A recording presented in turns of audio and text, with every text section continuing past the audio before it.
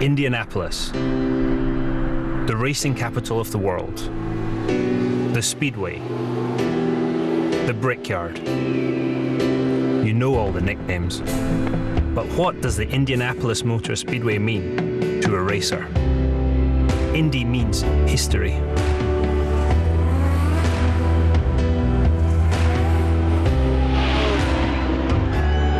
Every lap you run, all month long, following in the tire tracks of your heroes. Those heroes had success. They also had failures. Indy means obsession. Here, there is no satisfaction. You lead a lap, and you want to lead all the others. Even if you win, the celebration is short. Then you're already thinking, how am I going to win the next one?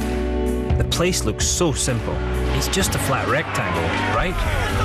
But it's the most difficult track in the world. At Indy, there is no compromise. What does Indianapolis mean? It's elation, it's insomnia, it's chills, it's milk, it's the wreath, it's faces in silver. Jimmy Clark, Parnelli, AJ, Mears, the Unsers, Mario, me, and our friend Dan. What does Indy mean? Indy means everything.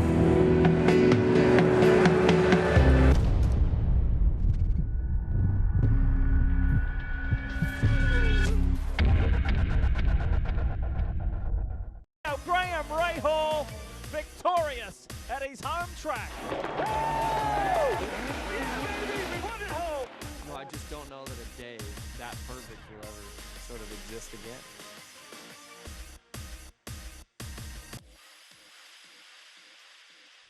Graham grew up terrorizing the grounds of Mid-Ohio, making last year's win that much more special. Graham, how do you match the magic of last year's win this year? Well, I think it's going to be tough. You know, it's obviously every year this series seems to get more and more competitive. But, you know, then again, I feel like we've got a really competitive Steak and Shake car this weekend. And, you know, this morning's warm-up went well and qualifying went pretty well. You know, the biggest thing is going to come down to who's got the best Firestone tires out there. And I think the Reds are going to be key today. So, you know, we'll see. But trust me, I mean, the crowd looks great. And, you know, we appreciate everybody coming out and supporting us and everybody watching for sure. And hopefully we can get it done again. Called yourself into the pits last year that leapfrogged you through the field. How important is strategy here? It's going to be big, but I don't know. You know, typically, if you look back, last year actually had more yellows than normal. So, you know, I don't think we can bank on yellows. I know a guy like Dixon, they're going to strategize that. They're going to want to get lucky with the yellow. But for us, it's hard to believe that's going to happen. We're going to need to make up spots on the starts, restarts, and then any, you know, I would say pace, and just try to wear these guys down. Today's going to be by far the most physical race of the year. There's no doubt about that, and so hopefully it plays out to our advantage. You won from third.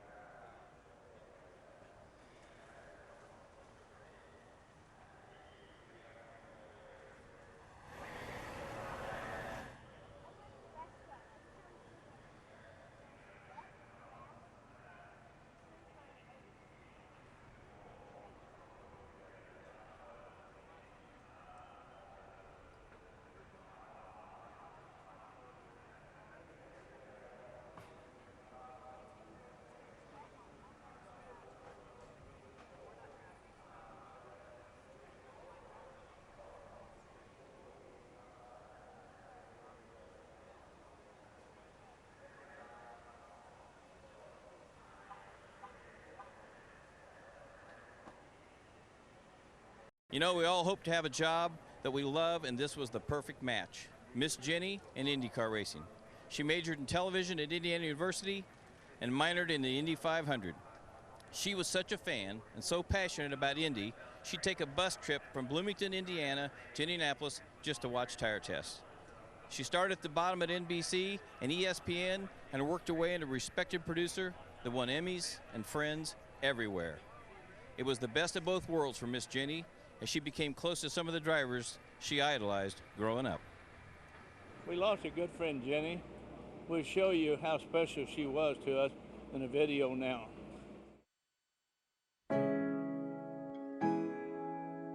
From the yard of bricks at the Indianapolis Motor Speedway to the lighting of the Olympic torch. If you were to step into the TV compound of any venue, you would be sure to find Jenny Nickel. Born in the Midwest, Jenny transcended an early passion for motorsports into a lifelong career in television. Whether it was covering the Southern 500 or collegiate track and field, Jenny's approach to immerse herself in the story she was to cover demonstrated a passion for storytelling that we all hope to strive for. Her hugs were priceless, her laugh infectious. She never set out for any accolades, but her dedication earned her many.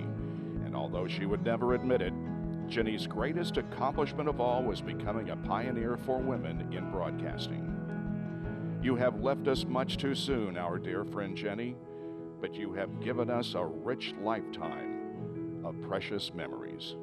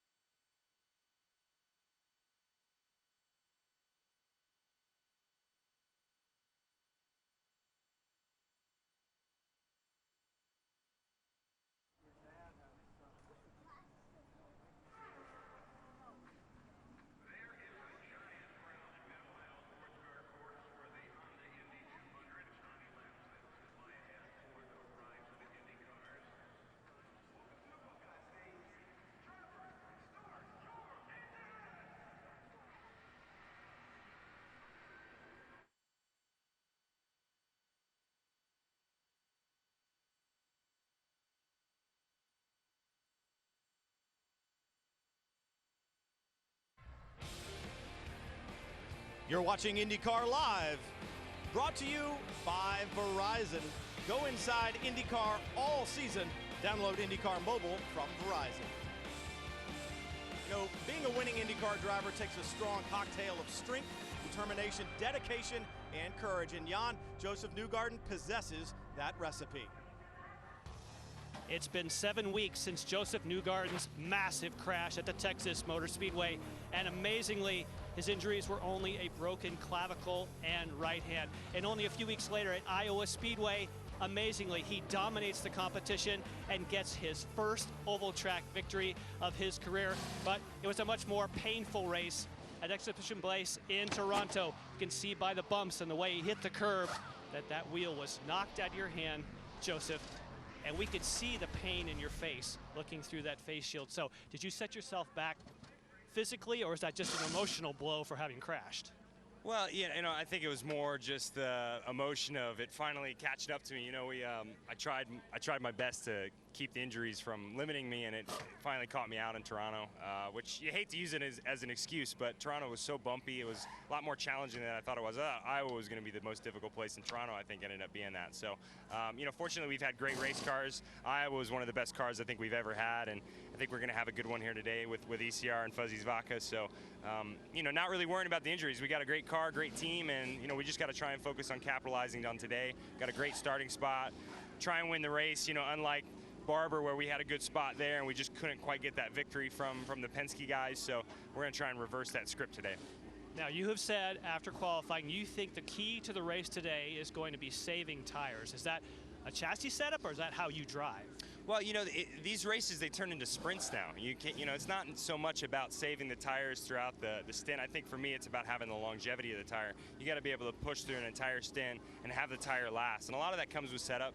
For us, building the setup to keep the tire lasting is really important for us. At Barber, I think we were really quick, but Simon just kind of ran away from us. He could just run really fast throughout the stint and keep his tires underneath us. And if we can do that today a little bit better than we did at Barber, then I think we'll have a shot at beating them. Within the pit cycles or on track and passing, I think we've got a car that's plenty capable of winning the race. And again, an amazing performance, Katie, by Joseph Newgarden, qualifying a very strong third.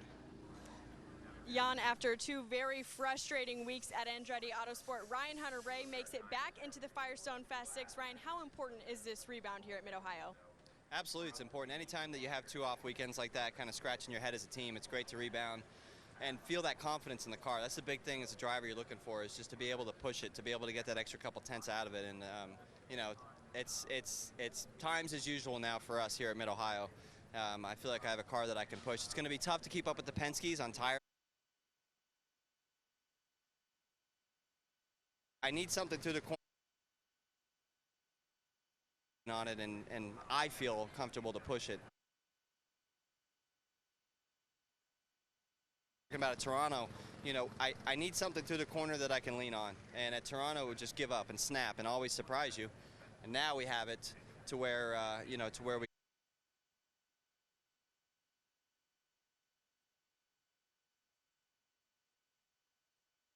So a championship here. The only thing that could derail that, I think, is if his drivers race too hard against each other. Well, guess what? His policy is let the drivers race hard against each other. Today, you've got Simon Pagenaud and Will Power starting side by side on a track where it's debatable whether you want to be inside or outside going into the first corner. They're going to be super aggressive. Each one of those 2 guys is going to want to own the first apex. We got something in store for us today. Paul?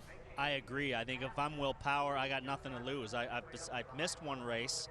I'm going to rail the outside and try to get the lead in the first corner, whether that's what Roger wants or the team's strategy as they sit there now and talk about what they're going to do for the start. Who knows? But when the green flag drops, Will Power shows he's ready to race.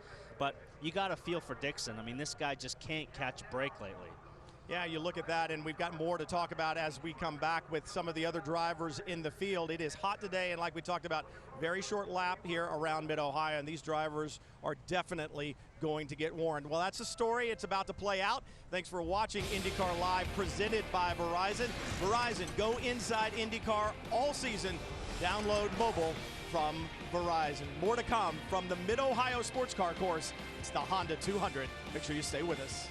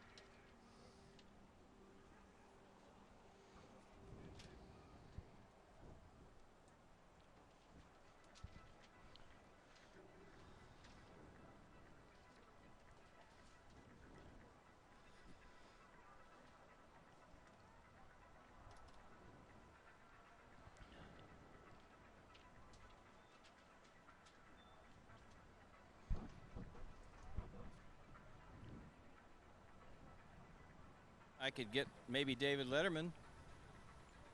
Okay. I'm standing right next to him. We're wandering over here.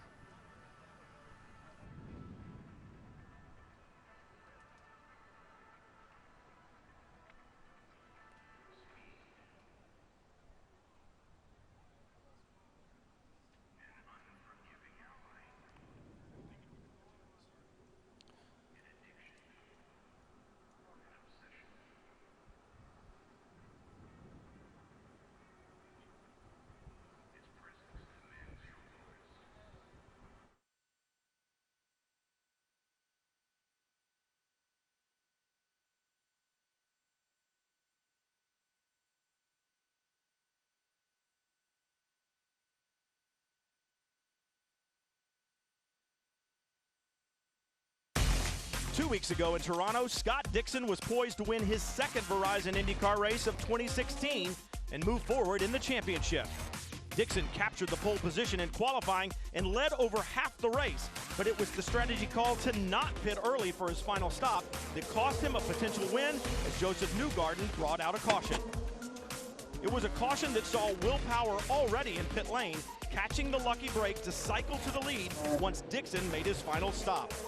Achieving his third win in 4 races, Power's summer stretch of wins has vaulted the 2013 champion to second place in the points behind his Penske teammate Simon Pagenaud. Now, headed into the Buckeye State, Power looks to close the championship gap, while Dixon looks to claim win number 6 at a track that prides itself as one of the most competitive in the U.S.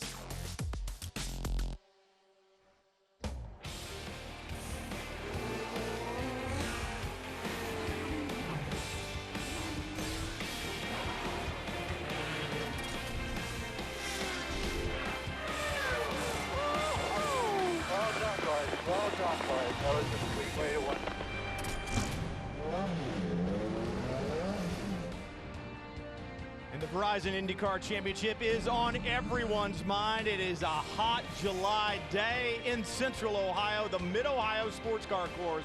22 IndyCar drivers are about to tack the Indy 200 at Mid-Ohio. Robin Miller, you never know who he's going to find down in pit lane. You know, people try to borrow money from me all the time, Brian, and this guy stops me in the pit lane, and, you know, ex-TV stars, we got to hang together. Yeah, well, you got the X part right, you got the TV part right. Star, I'm not sure ever actually applied. I don't know that that would hold up in court, but what really does irritate me, whenever I see you at home watching the coverage, or even worse, here in person, I think to myself, how is it this guy has a job and I don't? Because you took the buyout and I got a lot of debt. Now, yeah. let's ask about Harry, your son. Does he have a go-kart yet? Quarter midget? What's he going to drive? I'm currently, and by the way, if anybody from any sort of parent association is listening, some of this may or may not be true. I have a Frog Eye Sprite.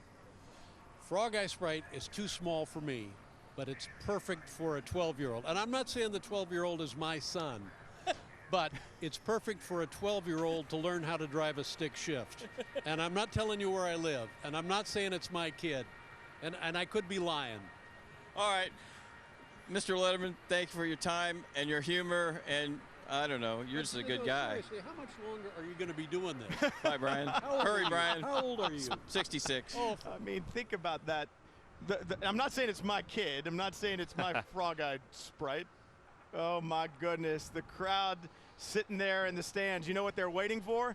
They're waiting for the words to get this event underway. Mid-Ohio race fans, are you ready?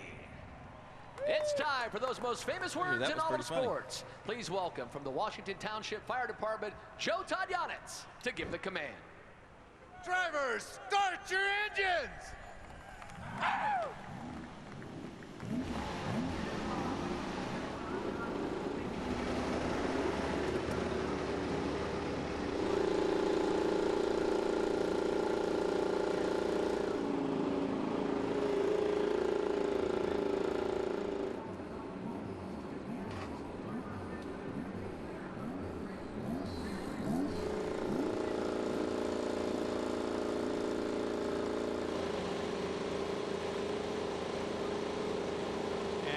Gladiators getting ready to go. Single seat competition, IndyCar competition around about 2.2 miles worth of asphalt here at the Mid-Ohio Sports Car Course. It's going to be a tough one today, to say the least. Sun's out. Pavement's hot. Drivers are absolutely determined. Every one of these guys thinks they have a chance. And who's the first car out? Well, it's that one right there. Don't miss a chance to get in it. And that is Honda's fastest seat in sports sweepstakes. All you have to do is enter at racewithhonda.com. Today's lucky winner, Thomas Franzak from Cheektowaga, New York. Thomas, have you ever been around Mid-Ohio before? And have you ever ridden with Mario Andretti? No, I haven't been before. Hello. Yeah, can you hear me, Thomas? You having fun? Yeah. You're already getting excited. I can hear you. I can hear you. Can you hear me? I hear you fine, Thomas. Have a great run around this racetrack. I'm going to let you enjoy it. We'll let you go run with Mario. But remember, everybody, by logging on to racewithhonda.com, Thomas won the opportunity to start today's race with Indy 500 champion Mario Andretti. Now, take the two-seater out, and let's look at the Mother's Polish starting grid. This is how they'll line up. Championship contenders 1 and 2. Well, they start 1 and 2. Pagano on the pole, Power outside. Going back to row 2, you've got Ryan Hunter-Reay. Huge breath of fresh air for that Andretti Autosport driver to be in the top 6 on a road course. And then Joseph Newgarden, sensational this season, still healing from that big crash in Texas. Charlie Kimball, the fastest Chip Ganassi car. That was a surprise. Dixon was the man to beat all weekend, and a huge lap for Graham Rahal. He bounced into the top 6 and put a good lap together in Fast 6. Yeah, Graham excited about that. Elio Castroneves and Juan Pablo Montoya, Penske teammates, not excited to not make the Fast 6. They'll start in row 4. Back to row 5, we find James Hinchcliffe and Michaela Lotion, teammates. The Schmidt-Peterson Hondas will start side by side. Here we go. We got the guy that came in here, the man to beat, made a bad mistake in qualifying. They didn't run their second set of tires, and he paid for it big time. Rossi's had a solid weekend so far. He qualified well. He's been quick in practice.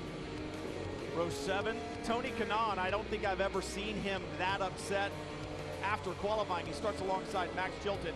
Kanaan not at all pleased at what they put forth in qualifying. And looking at row 8, another Andretti driver with Carlos Munoz and Sebastian Bourdais. Got to be very disappointed starting that far back.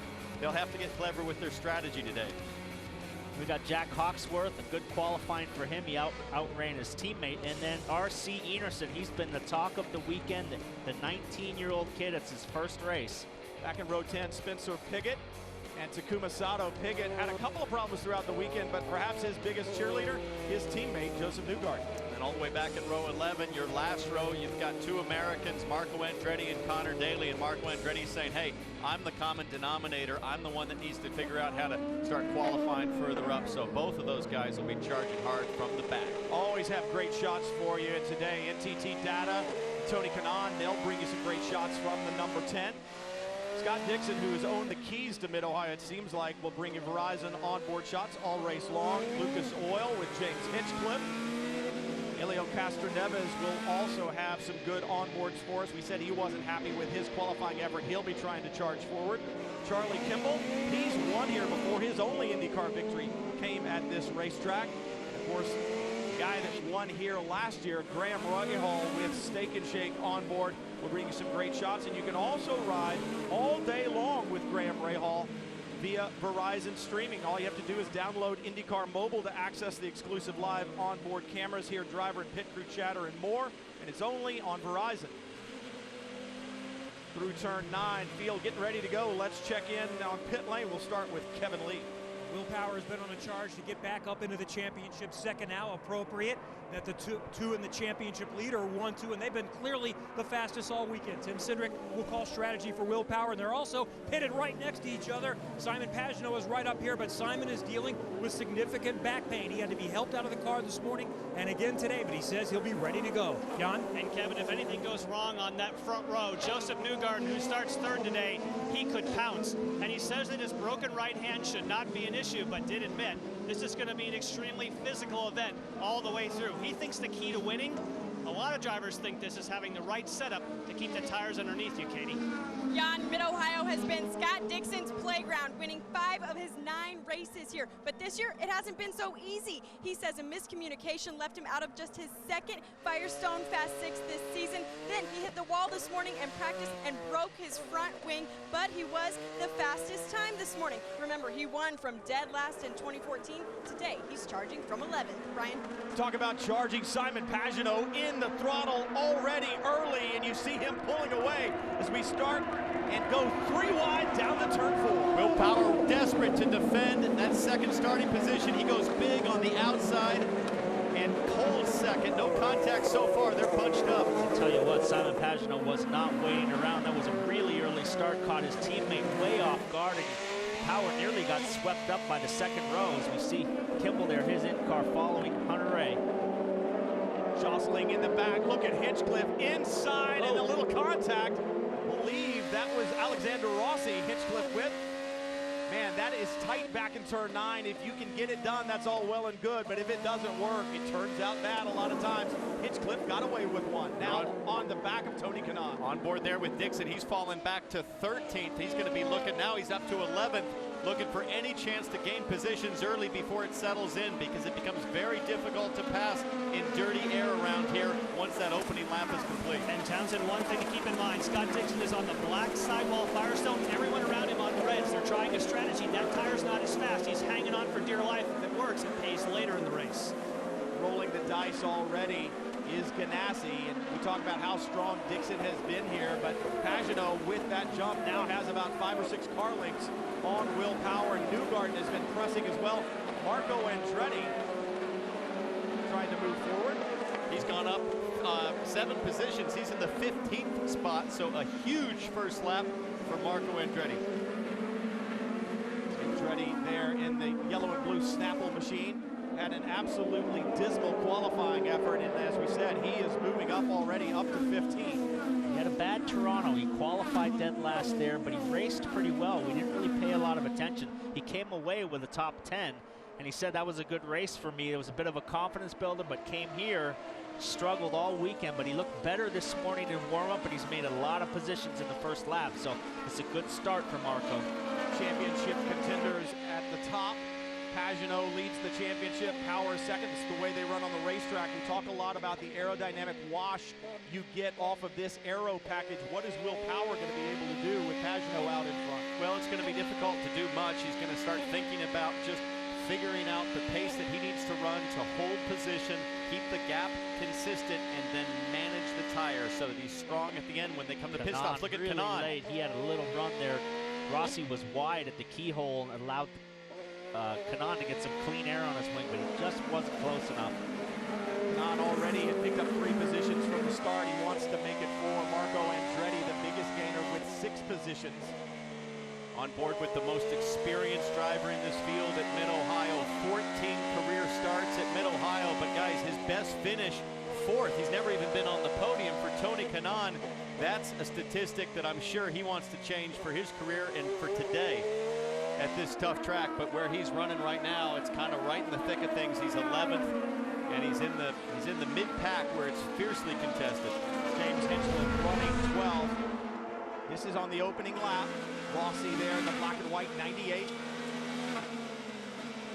A little bit optimistic there, thinking the door was going to stay open with that late of a dive in. If he hadn't gotten the loose at the top, you wonder if maybe he would have been able to hold it. This is on board with Kanaan. Yeah, that was a nice move by Kanaan here. Hinchcliffe gets flat sideways over the hill. Kanaan takes advantage of it, has the inside line. But listen, guys, there's so many people that have had races here where you start where you finish, and you have these unspectacular Mid-Ohio's where you drive the whole race and you end up 17th. And I understand Hinch and the enthusiasm and the determination to make positions early. Oftentimes, that's your only shot. It comes down to strategy, starts and restarts, and we talked about this a little bit yesterday. There are going to be guys that are desperate on restarts to gain positions, and that's really kind of what you saw with James Hinchcliffe, willing to make. Guy who's got to be getting desperate is this guy right here, Scott Dixon. Arguably, everybody was saying he's going to win this weekend. Robin Miller said he was going to lap the field. So they made a bad judgment error on qualifying. He's got a run here. Look at this. He's got a big run. A really nice exit out of one, but I think he damaged his front I was wing. going to say, it looks like he has some damage to the wing. Now Hinchcliffe, a little lock of the right front slides wide. Get a shot of that front wing. I think he's damaged that far end plate on the outside. It's bent over. Good job, Barry. Acting like There you it want is, to left start the front race. end fence for Scott Dixon. It's flapping around. Now, we saw that on Montoya, if you remember, at our last race in Toronto. It really didn't affect Montoya's pace when Montoya and Newgarden got together on the back straight. He's made one position. He's got a long way to go to get to the front, but he's definitely trying hard. Well, when you think about it, we talk about desperation. I mean, it can work for you or it can work against you. You really kind of have to harness it and use it in a good way. If you get too desperate, you throw caution to the wind, and that's when you get in trouble. Hinchcliffe's got to be frustrated. He started next to Aloshin, 7th and 8th, and he's already back to 13th. So he's been getting shuffled back by Castro Neves, Rossi, Canan, Dixon have all gotten by him.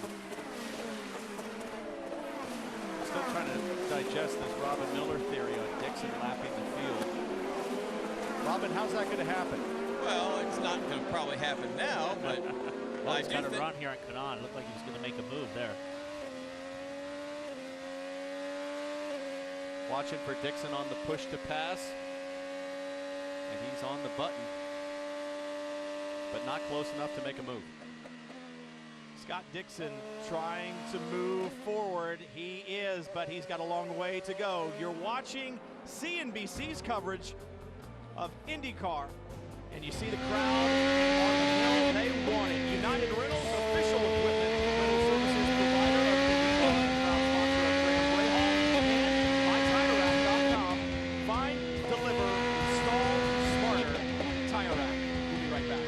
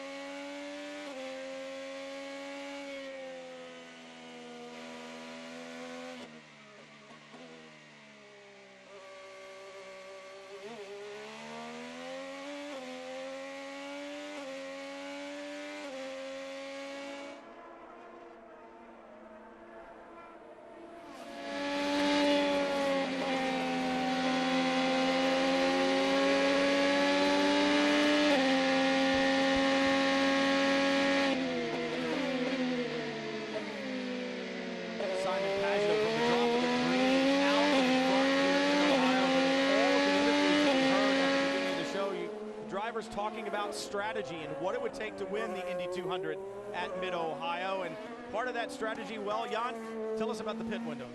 Well, the strategy for a guy like Simon Pagenaud, who you see now, is to stay out as long as you can and hope there's not yellow. But see, the pit window there highlighted in yellow has already opened. We're past lap 6. We've heard some traffic up and down pit lane that those who want to gamble might stop anywhere from lap 10 to 15. Last year, Graham Rahal stopped on lap 13 and won this race. The way it worked, there was a caution after that, before the leaders had stopped, and that leapfrogged him to the top. So anyone you see stopping in the next few laps, they're taking a gamble on a later yellow.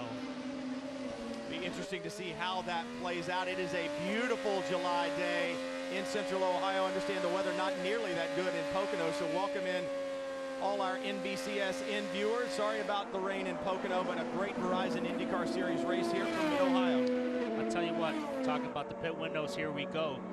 Connor Daly's the first guy to come in, and I think in the next few laps, if I'm everybody from Rahal back, I'd start looking at going off strategy from 7th back. It'll be interesting to see how it plays out, because you see a wing adjustment for Connor Daly. They have struggled all weekend long with the balance on that car. And Kanaan still trying to fight with Alexander Rossi. Had a piece. He had a piece, something fly off the car. He says he hit him, so we'd like to see a replay of that if we could get that. Scott Dixon was right behind it, and obviously you don't want to get caught up in someone else's problem. We talked about that desperation. That's that yellow. You pit now, and you got guys racing like this right here. Kanaan, Rossi protects the inside. He tries to go rodeo on the outside. Rossi hits the curb, pushes him wide. I don't know if there was any contact there. Rossi got up on the curb, and that a lot of times will spit the car out. Yep. Rubbin's racing in my eyes, Townsend. Yeah, no big deal. It looks like there was a piece of debris that Kanaan ran over. But to your point, Paul, even if you're the leader right now or in the top 5, do you consider taking the insurance of pitting early to protect against the yellow that could come? Remember, Pagenaud was caught out, and this is R.C. Enerson. If you're everybody from Rahal back, you got to start looking at pitting here pretty soon. Dale Coyne teammates Enerson and Daly both opting to pit early. And a lot of firsts for R.C. Enerson this weekend. That was his first pit stop in the Verizon IndyCar Series, and we know what a great strategist Dale Coyne is. It has brought his team victories in the past, and as impressive as R.C. Enerson is, and with some of that Dale Coyne magic, you never know where that youngster may finish. He's got to worry he doesn't get a lap down, because his team, the leader's coming around pretty quick here, because he was running at the back, and he's not that far in front, so he's got to pick it up. I talked with Kyle Moyer today about that possibility as we go on board here with Tony Kanaan of Simon Pagenaud. Do you want to get in every time the window opens? He says, well, the problem with that is if you do it in your first or second stint, that somewhat dictates what you're going to do the rest of the way, and people understand your strategy. It's more key and vital in that final stint, but they're going to gamble a little bit the first couple of times and try to run to their full window. Well, the other thing about Dale Coyne and R.C. Enerson, think about this. We talked about this as well, Paul. And that is, do you really want to pit him during a full course caution or when everybody else is coming? He's never done a pit stop before in his life, so perhaps pitting him there, it's a combination of strategy, letting him get used to it. The problem you have is you take a rookie like that, and then if it does go yellow, you put him at the front of the pack with the Bulls. So you get your first pit stop out of the way as a rookie, but we see Newgarden, Hunter Ray here. Could put him right at the front. Here's your Chevy driver update. Simon Pagenaud up front, then Will Power. We understand Sebastian Bourdais setting up for a pit stop, but it's Chevy out in front. First, second, and third, in fact, in Mid-Ohio right now. Looked like Dixon might have just shot for pit lane there. There he is. There he is. See if they do anything about the left front end fence. I would suspect they'll just leave that as they come to the box. Right down in here now. Mike Hull is talking him in. They weren't necessarily going to come in early, but let's keep a look at that front wing to see if they do anything significant there. 4 tires, Sunoco fuel, and Dixon trying to play strategy just like Sebastian Bourdais as well. I knew Bourdais was coming in. Dixon, they were kind of holding things close to the vest and trying to keep their options open as to what they might do. So no touch to that left front end fence. They'll know from the aero map that generates from the wind tunnel testing whether or not that is a high downforce producing piece, and clearly it doesn't have much effect on the overall total front downforce. If I'm Dixon, I hope it falls off in the middle of the track right now. So, hey, let's be honest. They're hoping it falls off right in the middle. Surprised the crew member didn't catch the air hose on it as he came by with the gun. Well, maybe he just shimmies the steering. You remember Burt Rutan when he flew around the planet on one tank of fuel? He gave the winglets a flick to knock them off. They were about to fall anyways. This is Castroneves. Castroneves in, rolling your way, Kevin. He's not been incredibly happy with the car so far. They tried some things in the morning warm-up, wasn't working, so they went back to what his teammates were doing. He said, we just have to be smart, we have to battle, and get through the rest of the way. We see a big turn on the front wing as Castroneves goes out now on the alternates.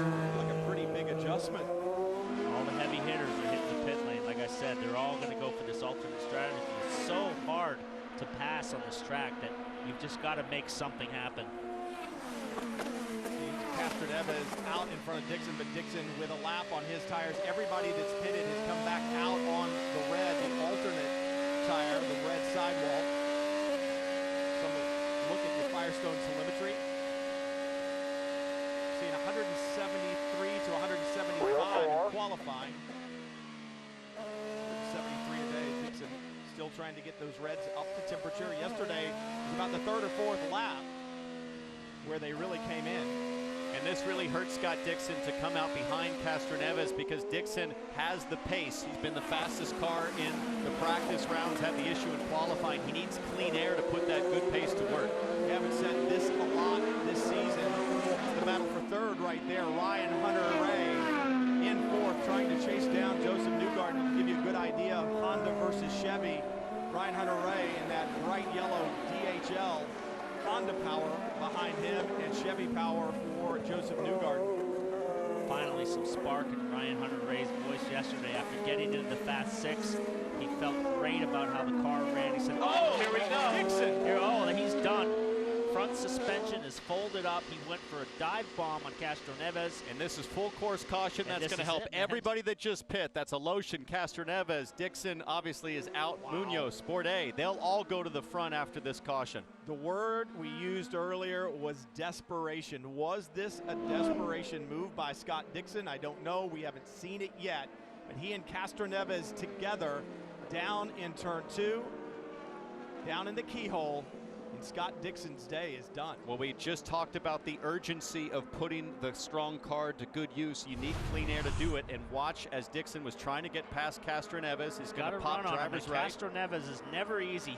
He fades to the inside. He's looking in his mirrors. Dixon goes for the inside. The door is open. And you're not going to get two cars in there when you're on the curb like that. I'm not sure the door was ever fully open either. Well, it was cracked open, and he tried to kick it open, and there just wasn't enough room. He climbed the curb right on the braking zone here, and then it was done. You know, it's like we said in Toronto, you push that button, and the urgency to get that pass done is so high that he stuffed it in there, and that's a huge championship mistake right Actually, there. quite surprised to see the suspension collapse in that manner. Normally, we see such robust strength from the Dallara suspension with side-to-side impact. I think it just was a bad angle, and maybe when he hit the curb and the suspension was unloaded, that's what allowed it to weaken. Watch Dixon up the inside. You can see the track's dirty. He's going to hit the curb. And I think when you hit the curb right there, that unloads the suspension on the left side for Dixon, which really weakens its ability to handle the blow of impact. And they'd both gone to push to pass. You saw it lit up on Castroneves' car and also on Scott Dixon's car. So Castroneves using push to pass to defend. Dixon was trying to use it to get by. And as it tapers down on that line on the way in, contact happened. The incident's under review by the stewards in race control. Castroneves, you wonder about the right rear suspension on that car. You can see certainly the bumper pod has been damaged. Yeah, likely they're going to have to replace that, but since they had just pitted, they're certainly not going to want to come to pit lane because their strategy is going to play out brilliantly if they can stay out. I'll tell you who I think the leader is going to be. I think it's going to be Aloshin. He was Correct. the last guy in the pit lane, and I think he might end up being the leader. He will. It's going to be interesting, and we talked about this. This is not a racetrack where you historically get a lot of yellows. The average is right around 2, I believe. But when you get them and you haven't done your pit yet, it changes completely the strategy, and that's been the topic of the weekend. Here's what happens at Mid-Ohio when you get a yellow, is it bunches everybody up. And everybody has lots of overtakes in the bag, and we always say yellows breed yellows. It happens a lot here in Mid-Ohio. We've had perfect green flag running, but when everybody bunches up, you get big eyes and you get heavy on that overtake button, and that's when we get more cautions. I think the other thing too is when we talk about the championship, there are probably 5 or 6 guys who have a legitimate shot at it. Scott Dixon obviously have been damaged in that incident, but there are a lot of other guys, Paul and I were talking about this yesterday, that can affect the championship. Guys that are going to be fast and can insert themselves in there, but they don't have a shot at winning it. Well, here's what's going to happen. You're going to have 3 rookies now at the front of the field. You're going to have Piggott, Anderson, and Daly are going to be running probably about 6th, 7th, and 8th after this cycle of pit stops. Pits are open, cars are in, and it's about to get really, really busy, Jan. Yes, it is, and Joseph Newgarden of the top 3 will be the first one to hit pit road. Obviously, a lot of people stopping at the moment on pit in. Joseph Newgarden has chosen to go with the black sticker sidewall Firestones. Some of the others are going with red. Let's get up to Kevin for the other stops. Kevin. Simon Pagenaud and Will Power coming in nose to tail. Pagenaud is going to take the primary Firestones. Same with Power. You can tell second behind Pagenaud. Then it's Newgarden, Hunter Ray, Kimball, and Ray Hall. Tough pit stop for Hinchcliffe there. You saw that wing adjustment is so expensive in terms of time lost, and it looks like they're trying to take front wing out, so Hinchcliffe must have been loose through the fast corners. Here you see the race off pit road. Montoya and Pagenaud stayed out on track, and Power. Track position. And Andretti. So everybody from Newgarden back is pitted. That's interesting. Yeah. What do you make sense of there? Well, there's Pagenaud's on pit lane. Well, Power's on pit lane. Timing and scoring is messed up. So Montoya, Andretti, Chilton didn't pit. So as timing and scoring gets sorted and cycles back through, it's Montoya, Andretti, and Chilton stayed on the racetrack. So Pagenaud, Power, Newgarden, Hunter Ray, no change in that order except they're at the back of the people that already pit early. So drama already unfolding just 17 laps in here at Mid-Ohio. It's the Honda 200. We'll be right back.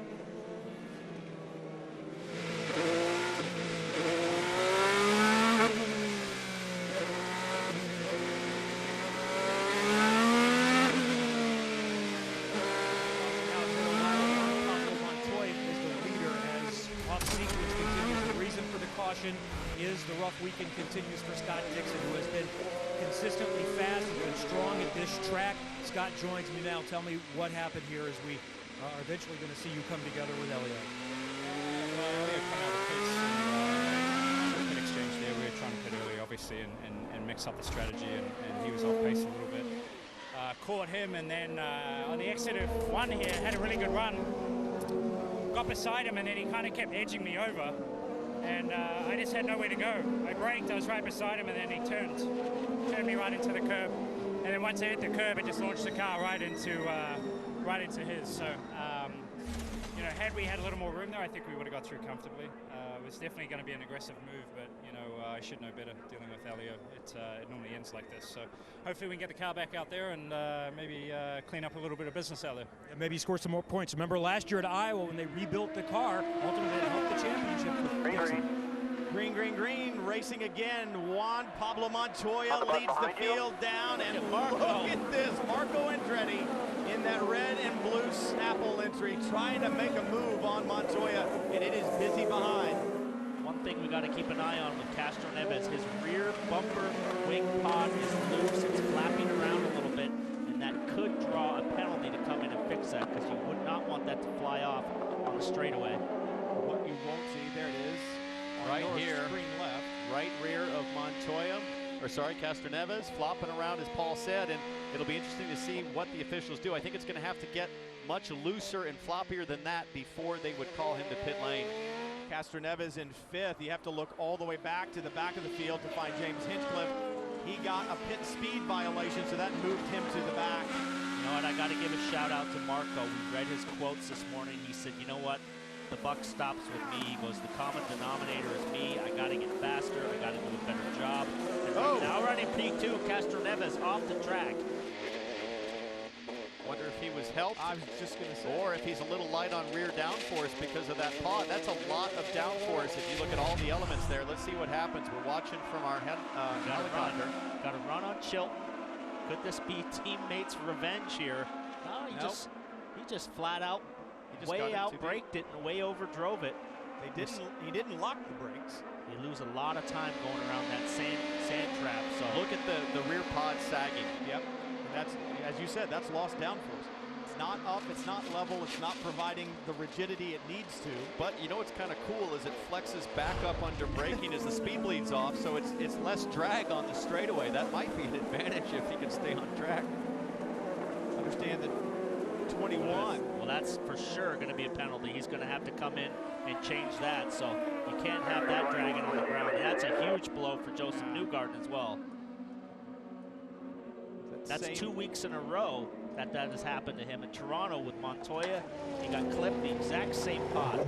And I was going to say the same thing, Paul. He had that pod, and that was, as you said, Montoya at Toronto. And if you remember, that was under caution. It took them a really long time to make this change. There's a new tether that holds these on in case of impact. And now this is under green. This is going to take a real heroic effort to get him back out again and not lose a lap. That will be very difficult indeed. Joseph Newgarden, wow, he's had a fast car. When you get out of sequence, you get back there in traffic, this kind of stuff can happen. Newgarden's had horrible luck at Mid-Ohio. Always fast. His best finish here has been 12th. He's been leading with a chance to win. Had some pit stop issues previously. Now this. Bad luck and mistakes by all the championship contenders so far today. Castro Neves, Scott Dixon, now Joseph Newgarden. This is exactly what Pagano wants, because all he has to do is worry about power for right now. Let's see where Newgarden cycles out as Montoya is the leader. And there's Montoya. I believe Newgarden, is that him fourth in the shot? Yeah, he's coming out behind a Lotion. See him with the push to pass on, and Helio Castroneves now on pit lane after that off. Kevin? He's going to come in, and they're going to replace that rear wing assembly and also fuel. No tire change this time for Castroneves. That's partly because you want to stay on the red alternates. He had just started this stint. That's the preferred tire in this case. These rear wing assemblies are a little bit lengthy, and remember, they also now have to get the tethers in there that help keep parts from flying out, so it takes a few seconds longer than it did a year ago. When you talk about the championship, as we came into Mid-Ohio, 3rd, 4th, and 5th, Castroneves, Dixon, Newgarden, all having problems early. And they're struggling a bit with Castroneves there as the leaders are about to come through the final corner. His teammate Montoya just on the front stretch now. So unfortunately for Castroneves, this is a huge blow when he had a chance for the strategy to play out. There goes Montoya. Juan Pablo Montoya, not the start that he wanted, but he played the strategy game, and when the yellow came, Montoya's got to get his foot down. He's got to pull a gap to Pagenaud if he's got any chance of winning this thing. So Chilton now leaving the pits. He must have had a little bit of damage. And look at Hunter Ray gets by Kanan. Great battle here with all these cars. This will all cycle through, and it'll be interesting to see. We talk about the strategy, and you said it. Juan Pablo Montoya needs to get the hammer down and pull the biggest gap that he can. So Spencer Pigot there.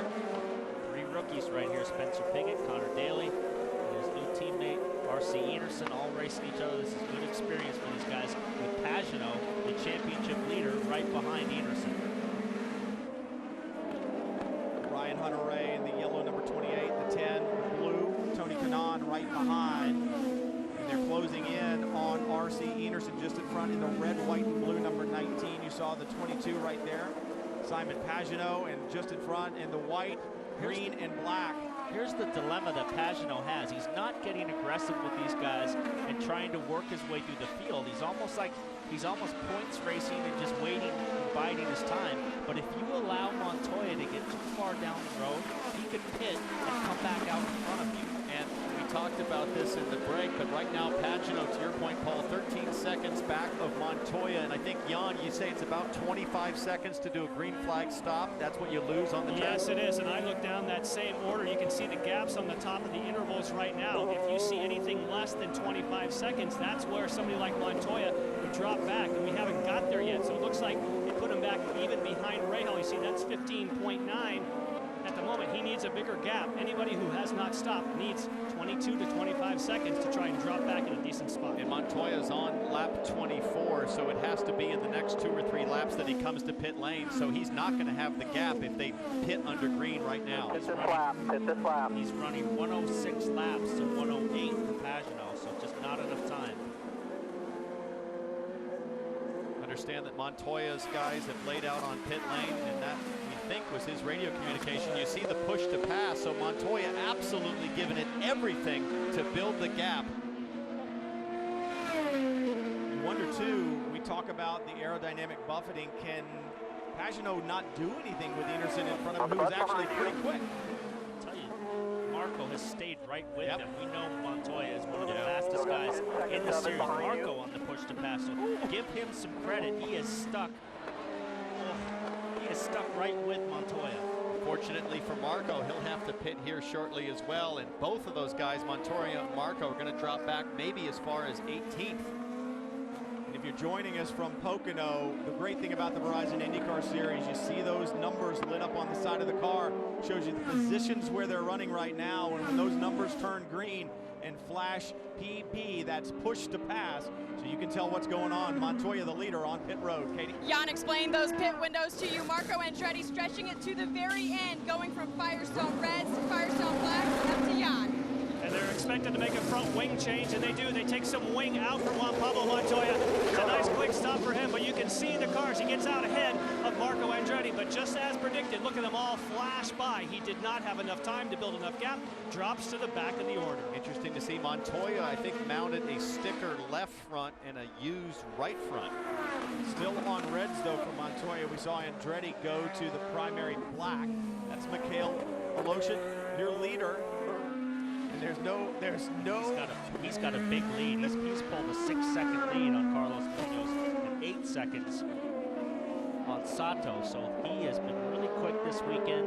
He's moved to the front, got the pit strategy right now, and he's in control. He's legitimately your leader this race. Everybody's made one stop. It's pretty wide on a 3-stop strategy with the pit window. So if Voloshin can hold pace, he's looking pretty good here at Mid-Ohio. Mikhail Voloshin out in front. It's a Honda out in front. The Indy 200 from Mid-Ohio. What about our championship leader? All the way back at 8. More to come. Plenty more to come.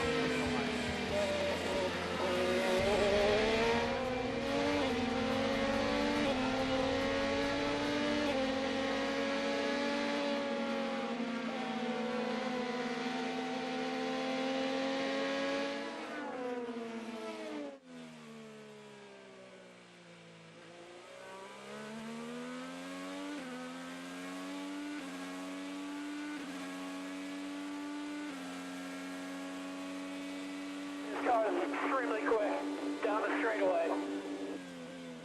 Copy. Probably trimmed out.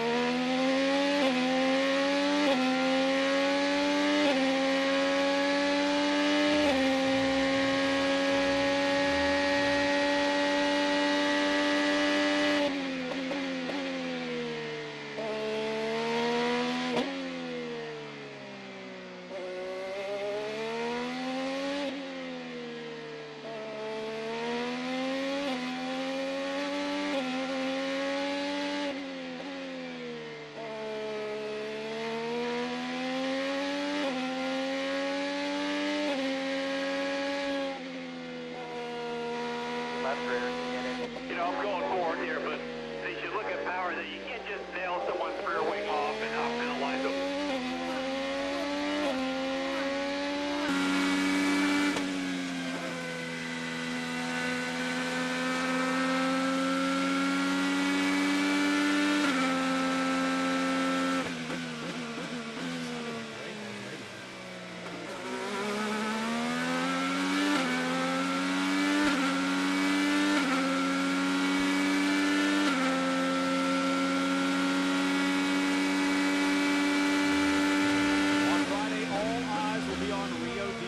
Brazil as athletes from across the globe compete for Olympic gold and national pride. The opening ceremony of the 2016 Olympic Games coming Friday, 7:30 Eastern, 6:30 Central, to the networks of NBC Universal. Michaela Lotion stays out in front. The first laps he's led since 2014 in Detroit. Don't forget, there's a look at the running order. If you too want to lead an Indycar race, just like Michaela Lotion is, you can be a part of Honda's fastest seat in sports sweepstakes. Just go to racewithhonda.com to sign up. Enter for your chance to lead the start for Verizon IndyCar Series race in the Honda two-seater, driven by an Indy 500 champion. Joseph Newgarden just behind Michaela Lotion, but that's not the way that they run. Newgarden all the way down in 20th. Trying to figure out how the damage might have happened, looking way back here, and there you see that's the damage, and we think that's Will Power that was behind Joseph Newgarden that caused the contact that led to the damage. Let's listen on the radio, see if we can learn more. Oh, yeah, my rear bumper. Copy, left rear, he hit it. You know, I'm going forward here, but they should look at power that you can't just nail someone's rear wing off and not penalize them. And I think Newgarden's got a great point. It forced him to pit, avoidable contact. You could call that. Remember, at Toronto, it was another Penske driver, Juan Montoya, that got into the back of Newgarden on the back pass, trying to get his lap back. That was impressive. Lotion didn't want any part of that. He doesn't want the turbulent air, but he says, I got to get back on the lead lap, and now he's got to go. But Lotion raced him pretty hard to keep him behind. I mean, just think about that. He's coming back on him, though. And that's a huge pass for Newgarden. If they get a yellow now, he'll stack right back up with the field. We talked about it before the break. Newgarden 5th in the championship. He won't be able to run at Texas because of his incident that he had there. He's what caused part of the delay, but still he's in that championship hunt, and you've got the guy second in the championship removing part of the bodywork, sends him into the pit lane, sends him down a lap. So right now we've got every one of the championship contenders other than Pagenaud has had some type of issue. We've had Power hitting Newgarden changing wing, Dixon out. You know, everybody's had a problem, and this has really played into Pagenaud's hands. Castroneves with his problem, as you see Takuma Sato running third. they need a good finish, to say the least. Look at Sato's season. It has not been at all what he wanted.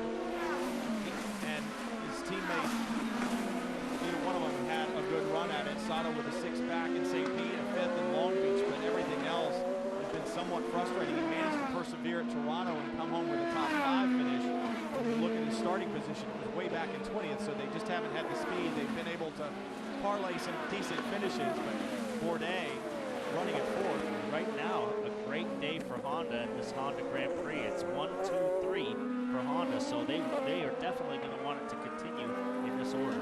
It's interesting, at the beginning of the weekend, talking to Don Halliday, engineers for AJ Foyt, he said, you know, the Hondas and the Chevys seem to be pretty evenly matched when it's cooler, but in the heat of the day, we seem to lose something. How about this young man, Spencer Pickett, the pride of the Mazda Road to Indy, Indy Lights champion. He is on track for a great result if he can hang on here, currently running 5th, but he benefited also from pitting early on lap 11th, now legitimately in the top 5. These guys have pulled away from Pagenaud. Enerson is the last of these 3 rookies, and he's got a 3-second gap to Pagenaud, so these kids are doing a good job. Remember, those top 7 all on the Firestone Reds. Pagenaud doing the mandatory run on the blacks right now. Meanwhile, Mikhail Aloshin continues to lead over Munoz and Sato. Still more to come.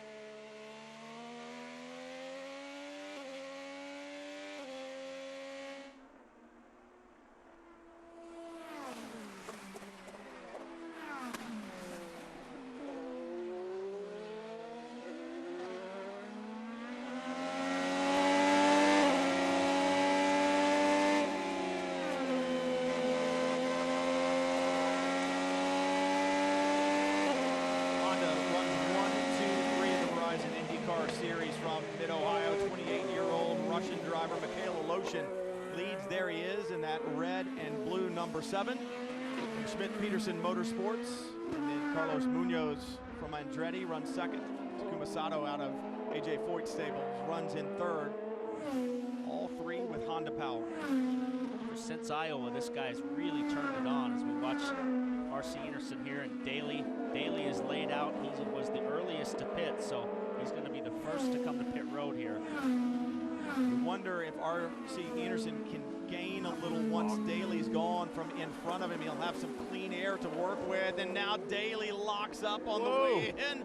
You want a hot lap on the way in? Well, he just gave you one.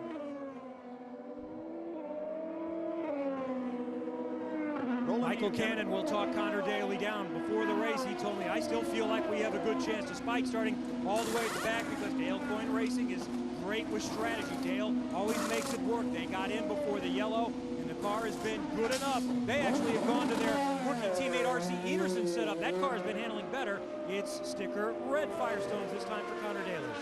Connor Daly doing a great job saving fuel, did 28 laps on that stint, so that bodes well for later in the race for him. Back up front with Aloshin. He is wheeling this thing, guys. Just did a 106.2. That's the third fastest race lap behind only Pagenaud and Joseph Newgarden. Turned them on Reds. It seems the Reds, as we were saying, in break about 0.6 of a second quicker than the Blacks. Your championship leader, Simon Pagenaud, back in 7th right now. Pagenaud just did a 106.1 though on the Blacks. So when Pagenaud gets off the Blacks and onto the Reds, he could have a really wicked pace. Will Power just behind, about 2.9 seconds behind Simon Pagenaud on the racetrack. They're first and second in the championship. Pagenaud seems to have the better of Power both on Blacks right now and running comparable lap times as you see James Hinchcliffe head to pit lane.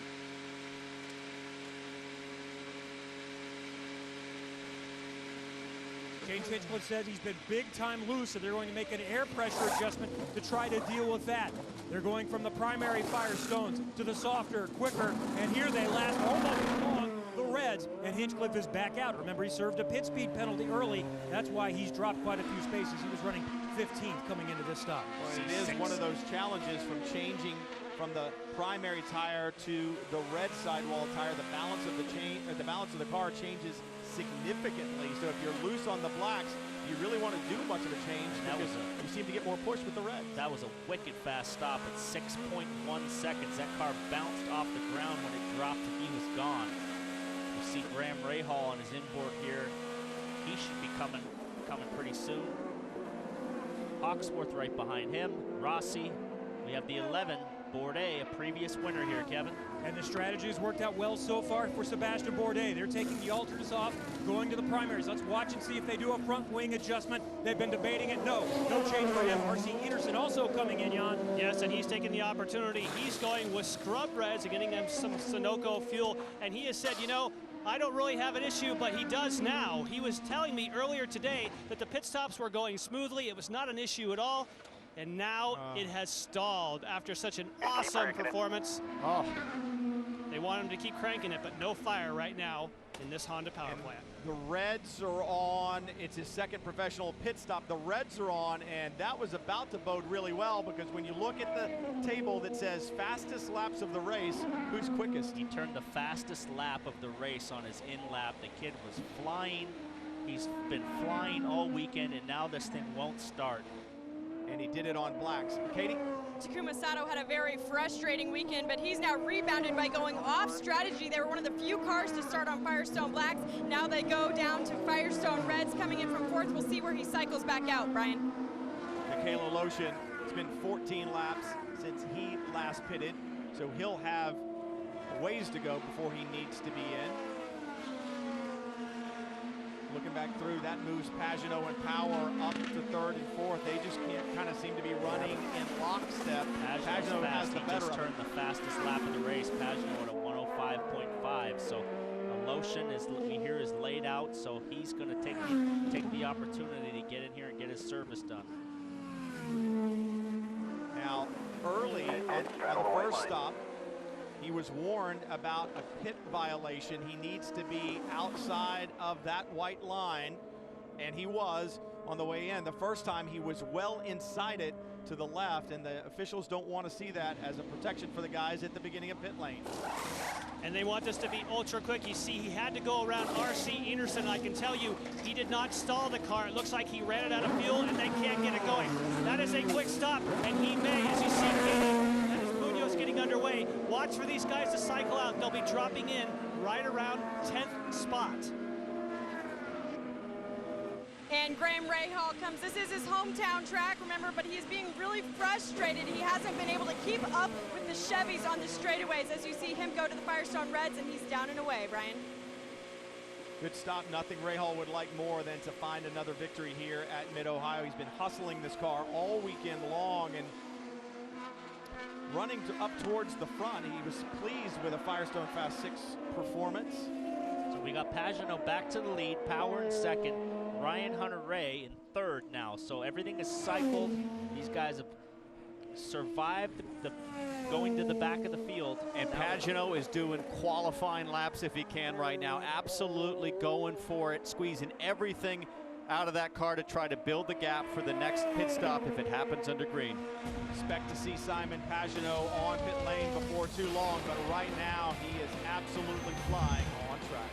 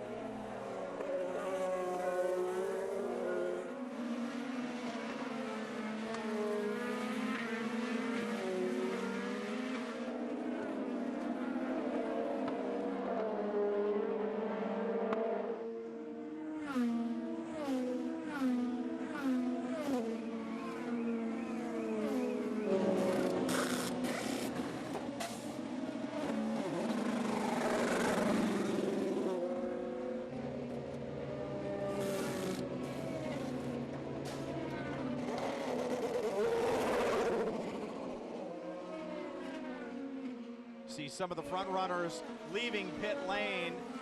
Ryan Hunter-Reay, Tony Kanaan, and Simon Pagano with a moment when he finished his pit stop. He and Carlos Munoz down in the keyhole side by side. And we talked about Pagano perhaps just kind of taking it easy a little bit earlier. He certainly was not taking it easy with Carlos Munoz as he tried to stay in front running side by side through the keyhole. And that was close. We've already seen problems with Scott Dixon earlier trying to press a move. The guy who's laying it down right now was Will Power, just turned the fastest lap of the race, and he's in the pits. Kevin? Pagano had cycled back up to the front. He pits. Will Power takes over. He comes in. Now we're really going to be interested to see how they come back out. And keep in mind, Mikhail Aleshin is essentially the effective leader. Charlie Kimball is also in because Aleshin has already made that second stop. Second stop complete for Will Power, Katie.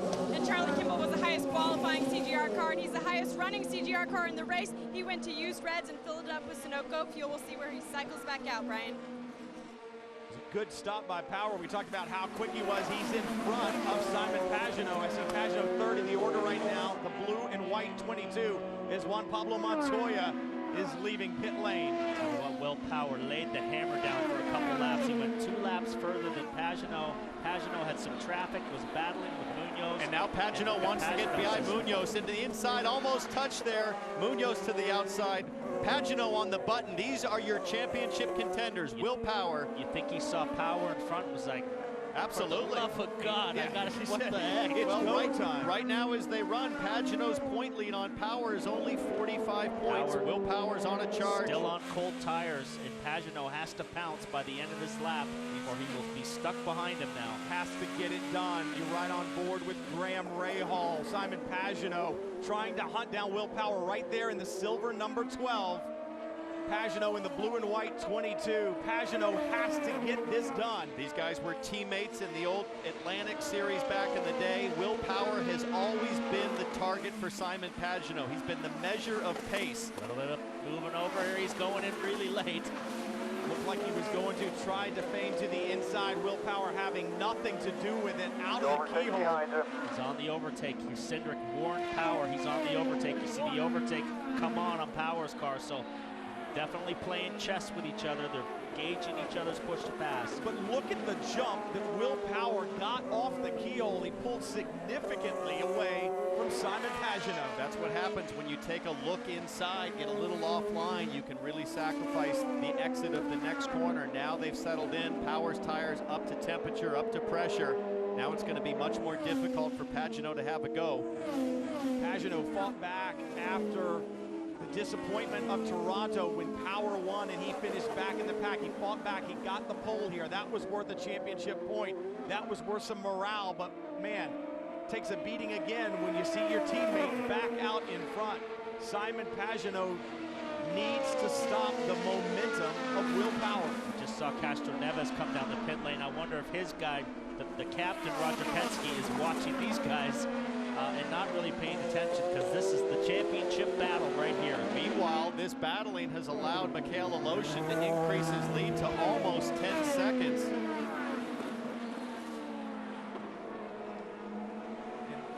I'm so impressed with the jump that Power gets off the keyhole, and that's really, if you want to concentrate on a corner on this racetrack, that's the one that you want to nail. It's going to give you an advantage down the straightaway as you look at the leader.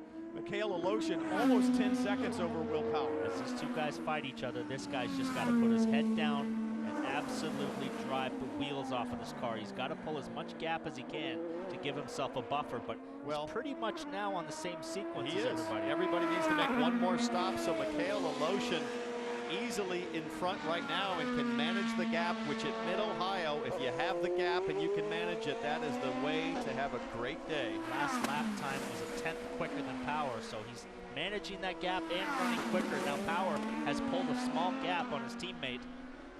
And you got to give a shout out to Munoz. He is right now in 4th, and he didn't have a good qualifying, so he has been solid today as well. You look at those guys, it's all pretty much the same strategy to the end. There's going to be one more stop, and Munoz laying down some good laps. Impressed with Aloshin on blacks on a tire that should be about a half a second or so slower. He's running the same pace and actually quicker than Will Power and Simon Pagenaud. Saw in practice, the cars had great durability. Lap times were fast all the way through practice. They were saying the tires really only fell off about 0.3 of a second from the start to the end. So I feel like we're watching similar situation to last race at Toronto, guys, where now if I'm a team strategist, do I decide to be one of the first ones to pit and protect myself against an untimely yellow, or do I want to try to stretch the pace and really go for the outright win if it's a green flag stop? I think right now with Aloshin with 10 seconds lead, as soon as that window opens up, you cannot afford to stay out there and catch a yellow. You got to just get it done. The quintessential be the first to make your last stop. Don't forget, last year, we talk about points. Well, why are they so important? Why is 1 point important? Because last year, it came down to a tiebreaker, and that 1 point you get for the pole or anything else would be a problem. Why is Scott Dixon in the garage? Why do they want to get him back out? This is what happened earlier. He gets together with Castroneves, damages the left front suspension. You can't just let it go. Get back out there, get every point that you can get, because they are critical. You just never know. Kevin? And we're getting to the point where really points aren't a consideration since nobody else has dropped out. We're just a few laps away where they're not going to be able to score any more points. But the Target Chip Ganassi team is still working because they'd like to mileage out the engine, and they only need 5 more laps to do that, so they'll keep working. Massive crowd here with us at Mid-Ohio today. Much should still be determined. Stay with us.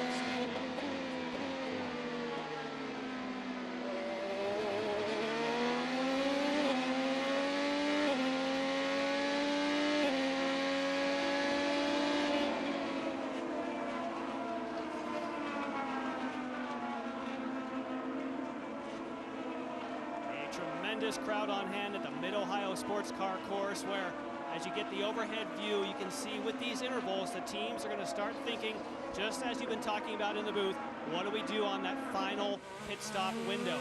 That'll open on lap 62, and this is just the same scenario we had for window 1. If you want to save fuel, you can pit on 62. You lock yourself in if you stop on lap 62. You have to save fuel all the way, but in one of those Scott Dixon style yellows, you would vault yourself to the front.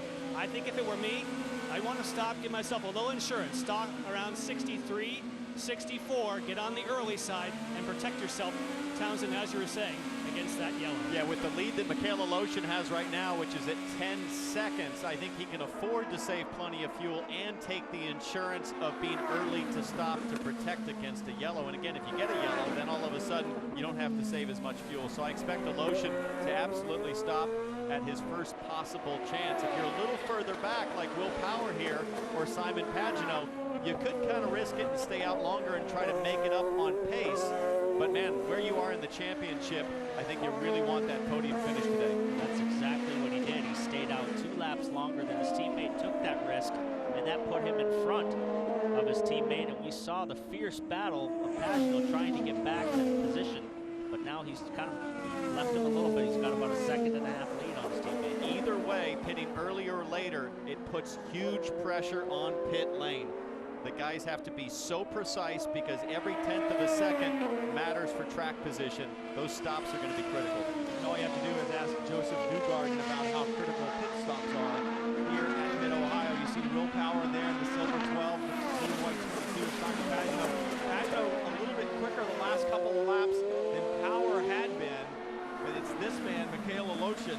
Best finish on a permanent road course was 7th at Sonoma in 2014. He did finish 2nd at Houston. This would be absolutely huge. Jan?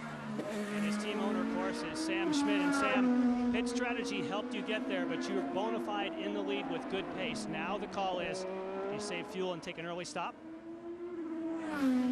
What would Roger do? No, I mean, we're just playing it. We are playing it safe. I mean, it's got a good lead, and he's got the pace. I mean, that's the biggest thing. So, you know, just cross our fingers there's no yellows. That's the biggest help we need right now is no yellows for the rest of the race. You got to be very impressed with his pace and the way he's been fairly steady all weekend. He hasn't had so much pace in practice sessions, but he hasn't panicked. No, we wanted him back in 2015. It didn't work out. We desperately wanted him back this year because we know he's got the pace. We knew it would take about a half a season for him to get used to qualifying in the Reds and get to where James is. And I think you can see the last 3 races he's been, you know, toe for toe for James in practice and really contributing to the overall goal here, you know. So cross our fingers. All right, still some strategy to play out. But of course, he's also keeping it very close to the vest. 54 laps complete, as Jan Beekes has told us at lap 62. Pit windows open. We talk about cautions and not wanting one or wanting one. They typically don't get a lot of them here. I'll tell you what, we're talking about the pace of Lotion, but that car behind him, Enerson, is actually the quickest car on the track, and he is chasing down the leader. He's 2 laps behind because that car stalled, but look, he's closing the gap to the leader and running quicker than the top 3 guys. What a shame for a rookie in his first race to be doing so well on pace and have that issue on pit lane, but he's certainly got everybody's attention this weekend. That's what I was going to say. He did what he wanted to do, and he showed up here and showed that he is serious. And what we saw yesterday in qualifying was that a performance of a veteran, because he was doing what he needed to do, laying down lap times, getting out of the way as well, and showing respect for his fellow competitors. Don't forget, he just turned 19. Yeah, absolutely amazing. Michaela Lotion, Honda Power, leading here the Indy 200 at Mid-Ohio. What a crowd, and what a gorgeous July day. More to come.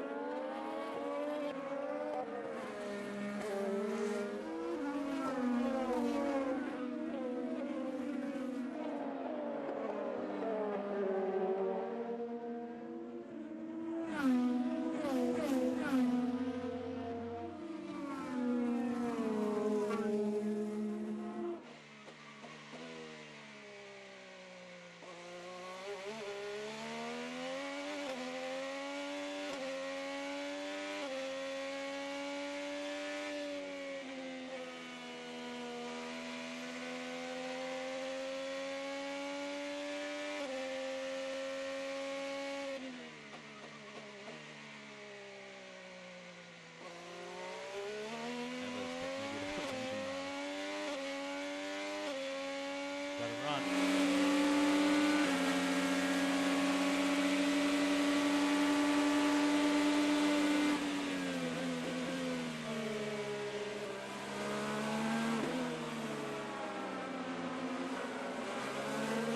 Looking down on the Mid-Ohio Sports Car course, the Pennsylvania 400 will run tomorrow, 10:30 a.m. on NBCSN because of the rain. NASCAR Sprint Cup Series from Pocono, but it is an absolutely gorgeous day here. For Michaela Loshin running out in front, we have our first Russian-born winner ever in the Verizon Indycar Series. We still have a long way to go, 32 laps in fact, and that means we're about 4 laps away from the pit windows that we've been talking about, and Simon Pagenaud has closed up on Will Power. Really pushed it into turn within the keyhole there, ran a little bit wide, but the track now, Townsend, is gripping up. There's high rubber in the keyhole, so you can kind of run a little bit wider of a line and get some more straightaway speed. But look at this guy. A couple years ago, we heard Sam Schmidt say that he missed a season and we wanted him, but this is the reason why right here. He lost it at Fontana, huge crash, broke his back, basically had to sit out for a long time, went into sports cars in Europe to get his feet back under him. But he's back, Townsend, this year, and he's really been on fire the last 3 races. And don't forget, as a rookie, Michaela Loshin had never been to any of these small towns where we visit in the IndyCar Series. I'll bet 10 years ago he never would have dreamed winning in a place like Lexington, Ohio. And here is Scott Dixon back out on track, and we understand looking to just burn off some miles and mileage out an engine because he's out of the points window.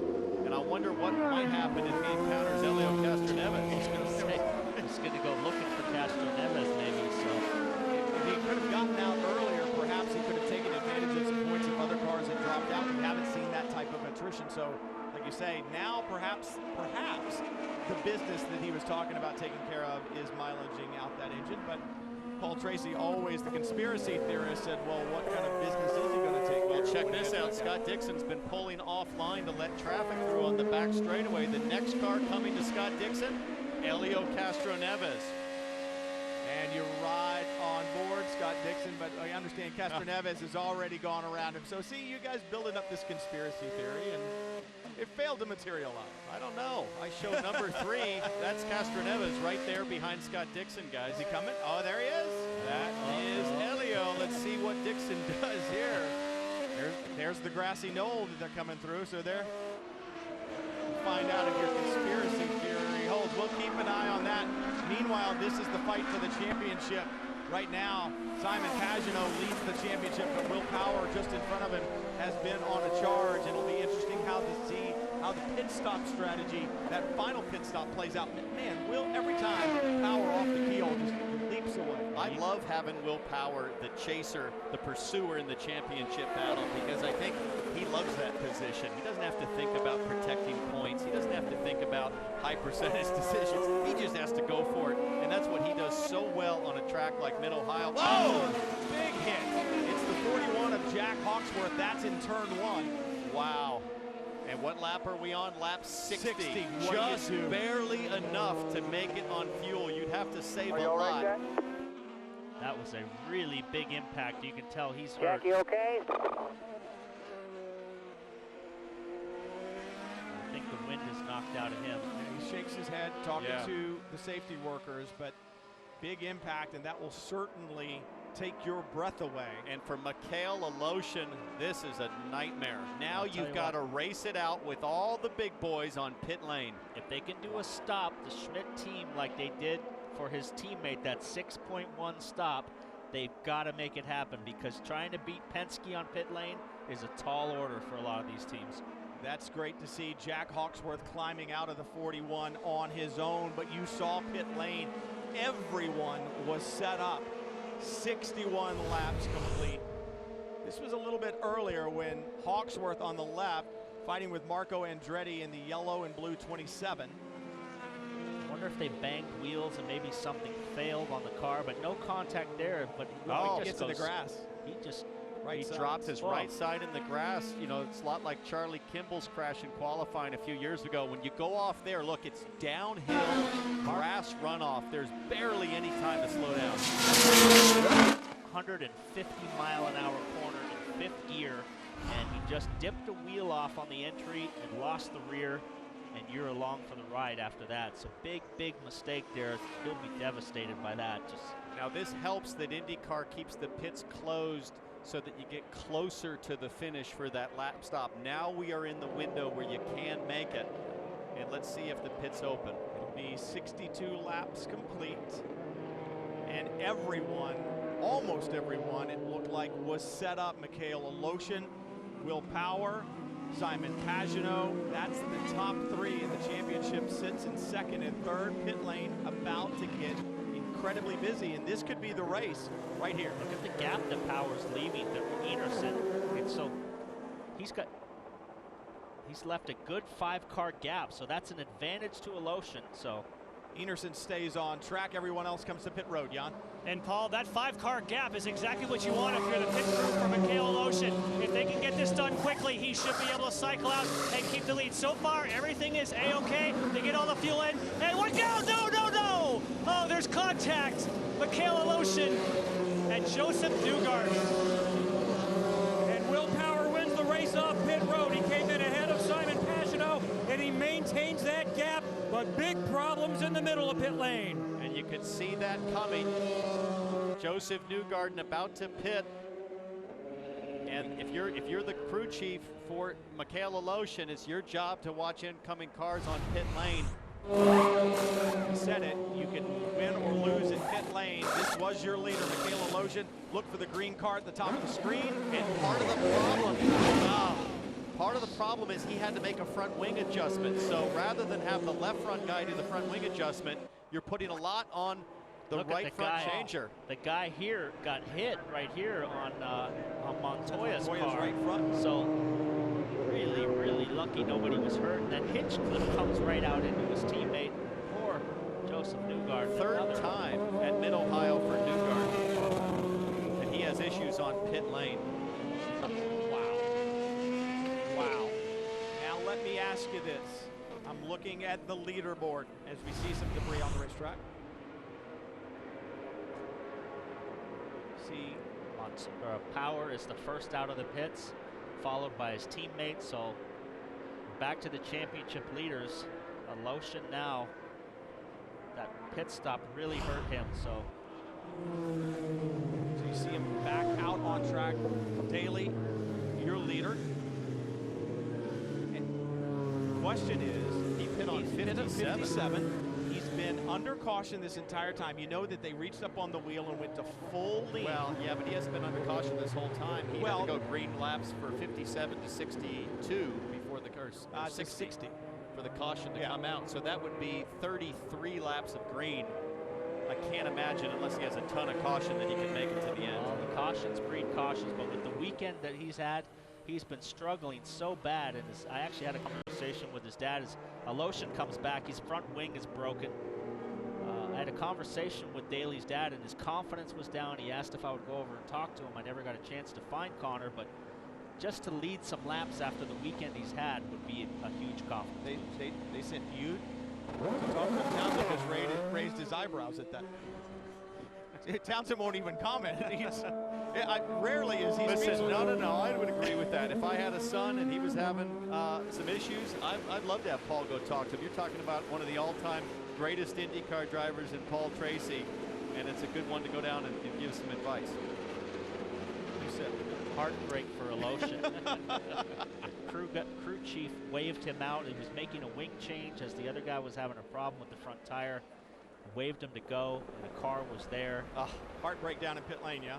Yes, it was, and it was clearly the crew did wave him out. And the issue was that Joseph Newgarden was in what they call the high-speed lane, and it's a case of you need to know who your neighbors are. If you know that someone is ahead of you and you see that car, you have to hold it. If Joseph Newgarden had not been pitted just a few pits ahead of them, that would have been a clean exit. There was room for him to go out, but not if Newgarden was your neighbor coming in to make his stop. It just goes to show you that it's not over till it's over, and as we said, coming in, one of those deals where your fortunes can rise or fall there in pit lane, and that's you can see Aloshin still banging on the steering wheel. He's furious. Emotions running high here at Mid-Ohio, the Indy 200. It's Connor Daly who leads right now.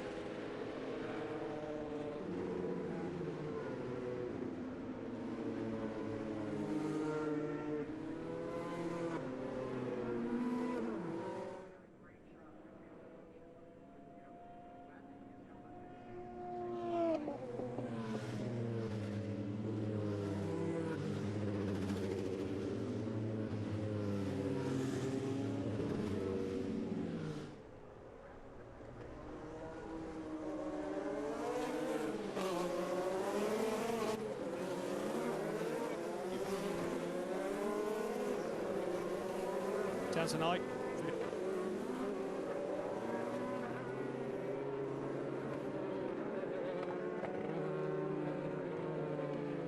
Here's a look at Mikhail Aloshin, your leader before that last round of pit stops as he ducks in. He was at the back of the field because of an unsafe pit release. Here's the problem.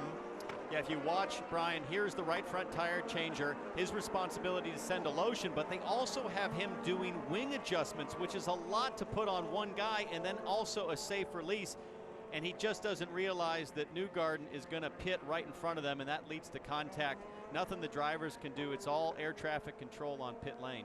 And here you see Aloshin just going, why? Why me? And for Mikhail, he did nothing wrong. He went when he was told to go. He has no idea where Newgarden is. Look at the marbles. Look at the marbles come flying off these tires. Look a ton of pickup. Look at the Simon gap Connor has, but Pagano's making a move on the outside. They touch. Pagano, power, contact, and Charlie Kimball off at turn 4. Will Power and Simon Pagano racing incredibly hard down into turn 4. We talk about these restarts being the time to get it done. And I'm sure that's the byproduct of all the pickup on the tires from that yellow. It was unbelievable to see the rubber flying in the air. Goes all over each other again, side by side. You will not get two cars through there. Oh, but they try, and here's the carousel. Pagano still trying to attack. Power slides wide. Pagano inside. Oh, they going to get it done? They touch again. And Pagano comes out ahead. It looks like perhaps Power might have missed the gear, and he drops back. If I'm Roger Penske, I am freaking out right now. These guys, my easy championship leaders, going at it. The gloves are off. Can Will Power respond now? And Will Power needs to gather his wits about him. Meanwhile, it's Connor Daly who leads. He's on blacks. He's got a simple mission from his team owner, Dale Coyne. Go as fast as you can on the primary tire and save fuel and keep Simon Pagano and Will Power behind. Look at Hunter Ray. He had his, didn't get a full fill, we hear, but he's trying to race back. If I'm Pagano now, do I get crazy racing with Daly? or do I realize I've got my championship contenders all in my rearview mirror? I think he knows that Daly's going to have to stop, and by the looks of Daly, I think they've told him, just go. You're not going to be able to make it. You've got to open up a huge gap. Meanwhile, Mikola Loshin gets another penalty for hitting personnel in pit lane. Watch all of this again on the restart. They come down the front straight. Power does the fade, makes Pagano go to the outside. They touch on the brakes. Kimball with his problem. Kimball locks up, slides off the road. Nice safe re-entry here. A little dicey behind him as Rossi has a problem, but this is where it gets wild. Yeah, these guys are still going at it right here. Power runs wide. Pagano gets a run. He does the over-under. An impossible move here to try and pull off. He gets Power wide again, marbles on the tires. He runs into the next corner, runs wide again, and leaves the door wide open for Pagano. They make contact again, and he's through.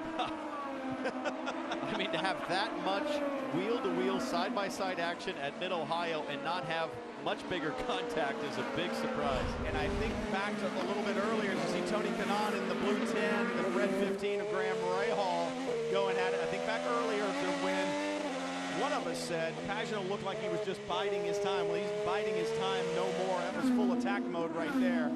Graham Rahal now pulling away from Tony Kanaan. I think that was Pagano's way of saying, you might be chasing me in the championship, but I am not going to lay down. I'm going to attack just as hard as you attack me. Absolutely, the gloves were off there through 11 and the carousel, and like you said, an impossible move in 11, but I think what it did was really move the chess pieces around and move Power offline, off his game, into the marbles that allowed him to get the pass done. I had my own concern about Pagano as we were getting to the halfway point this year, that he was starting to just points race and wasn't as aggressive as he was in the beginning of the season, but he's serious now. He's decided, I've got to make this happen. I got to assert myself back in the championship lead. Right now, Connor Daly has to pit. This could be another win in the books for him. Meanwhile, you saw that graphic pop up about where the Chip Ganassi team currently runs. It's crazy to think that they've been so dominant through the years here at Mid-Ohio, and their best runner right now, Kanaan at 9th, Kimball 12th. Connor Daly out in front, 22 laps to go. Honda leads here at Mid-Ohio. You could lead a Verizon IndyCar Series race as well with Honda's fastest seat in sports. All you have to do is go to racerwithhonda.com and enter for your chance to lead the start of a Verizon IndyCar Series race in the Honda two-seater with a former IndyCar champion. Daly with the #1 proudly displayed on the side of his car there in the leader lights. Struggled mightily throughout the weekend, but they went to the balance that R.C. Anderson had on his car. And the cars come alive. You look there. Push to pass for Hinchcliffe. He makes a move on Piggott. Piggott in the grass. Chevy. Spencer Piggott doing a great job in his rookie season. Chevy Power behind Spencer Piggott. Take a look at him in our Chevy driver profile. Indy Lights champion. And I'm telling you, it looks like it's about to be a changing of the guard. Youth is coming into the Verizon IndyCar Series. And Spencer Piggott, one of those young drivers, sure to impress.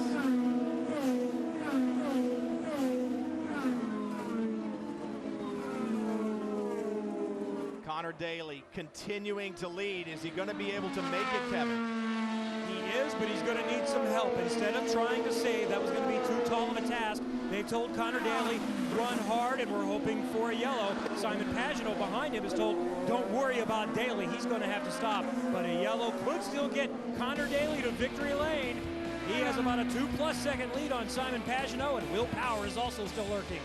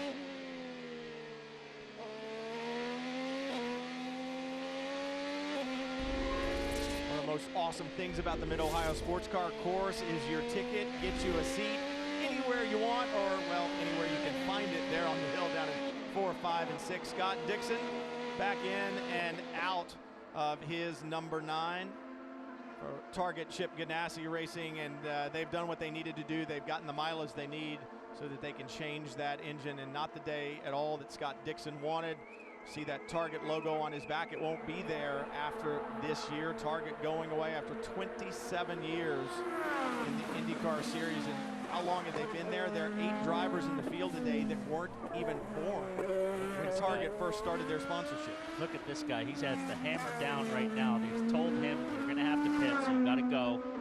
He's got to hope for a yellow. He's pulled a 5.5 second lead on the championship leader, Simon Pagenaud. I mean, hopefully he can maybe prey on these guys in the back that are running each other hard. Montoya, Rossi, Andretti, Newgard, all these guys are fighting each other hard. Maybe they get into a crash with each other, but we move back to where the battles are back here. This is where the action is at in the race. These guys are all running each other really, really hard, Townsend.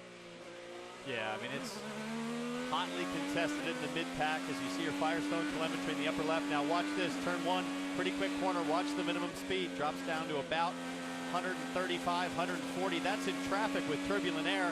You see him sliding around as he struggles without the downforce with Hunter-Reay taking the air in front of him.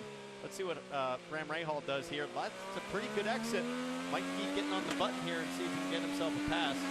Ryan had a better exit off of there, and one of the things that the Rahal team was saying just a little bit earlier was that he needed some clean air to be able to get things done. Ryan Hunter-Reay, the question is, will he be able to make it to the end? Listen to the radio.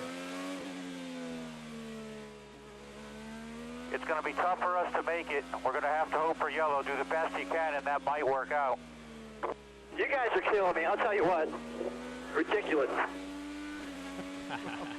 Well, how do you really feel? Now, if he's having trouble, who else is having trouble, Katie? Ryan, this has been just an extremely frustrating couple of weeks for Ryan Hunter-Reay. We talked about 2 horrible qualifying at Iowa and Toronto, then some pretty bad results as well, as from 10th or worse. He thought this would be a great rebound weekend, and it was, but then the team was not able to get the car full of fuel on that stop. He's most likely going to have to stop again and have another bad result, Kev. We were wondering how long could Connor Daly go. The word just came from his engineer, Michael Cannon.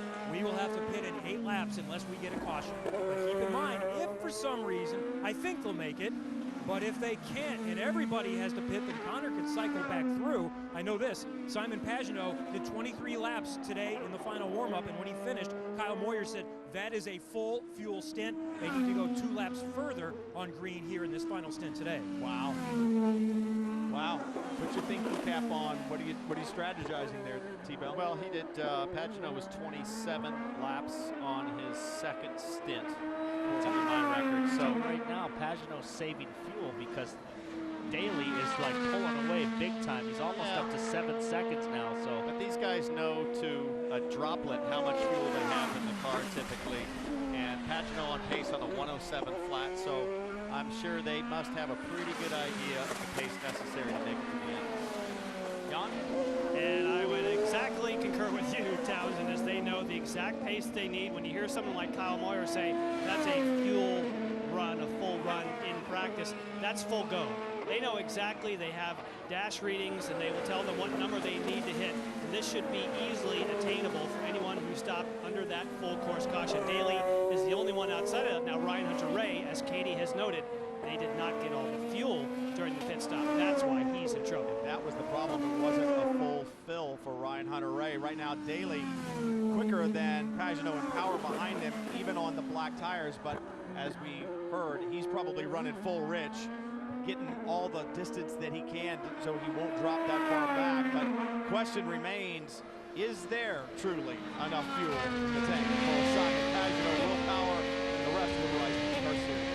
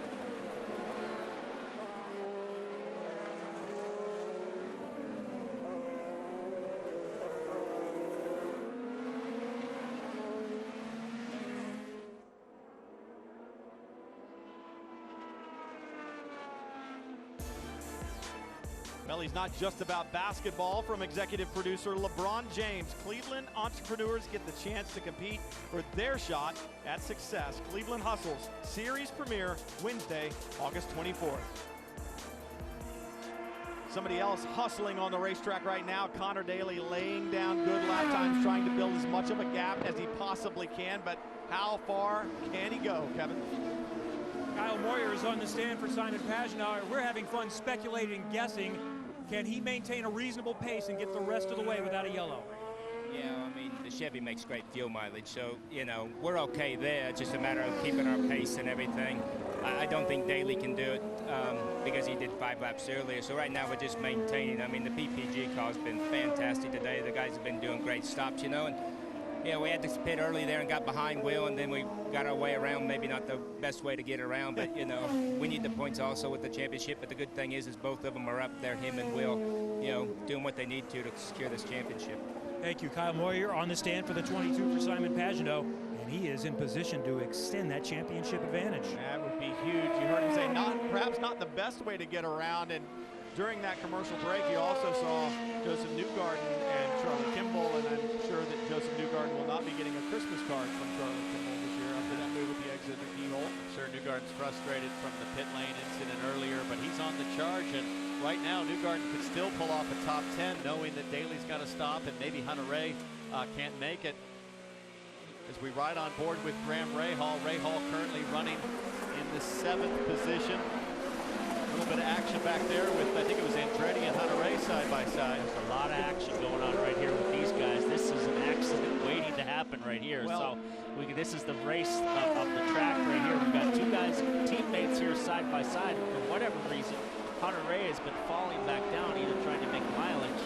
He must be trying to make mileage. I guess they've decided it's better to just try to hang on and run super lean, but at this rate, he's dropped all the way to 16th. There's frankly not much difference.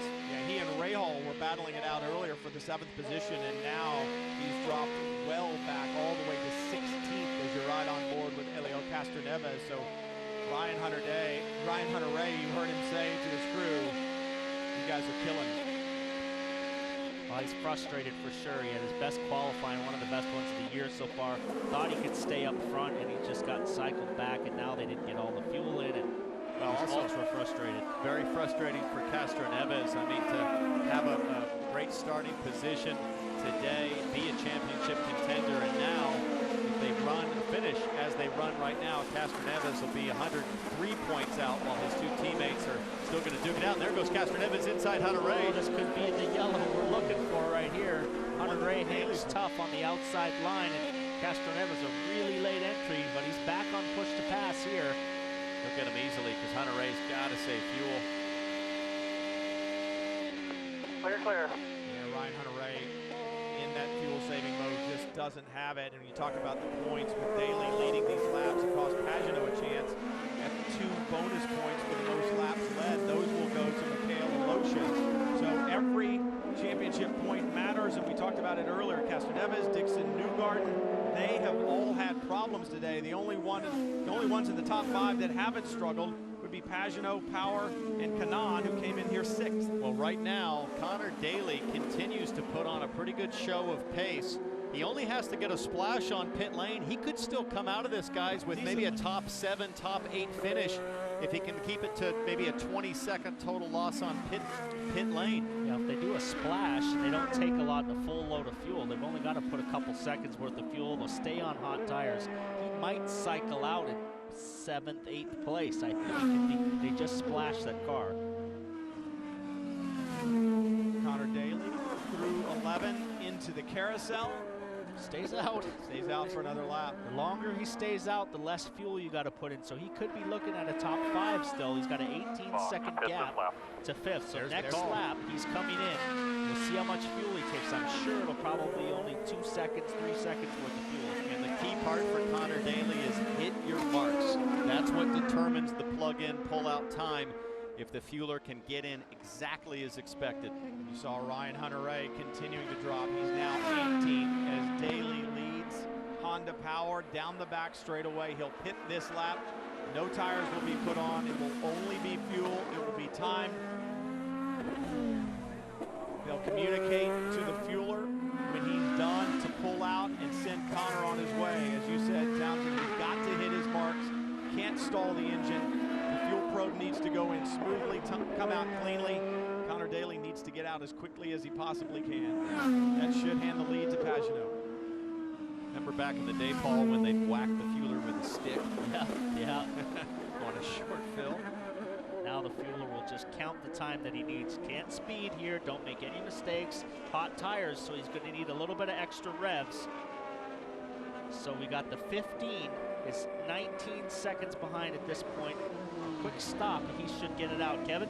And he's been on the overtake this lap, trying to build as big of a gap as he can. It was up to 10 seconds. Simon Pagenaud takes over, and the fuel nozzle gets stuck and costs him a costly couple of seconds. There's still an opportunity for a great result. Remember, Connor Daly started last, and he's got a chance to finish 6th or 7th.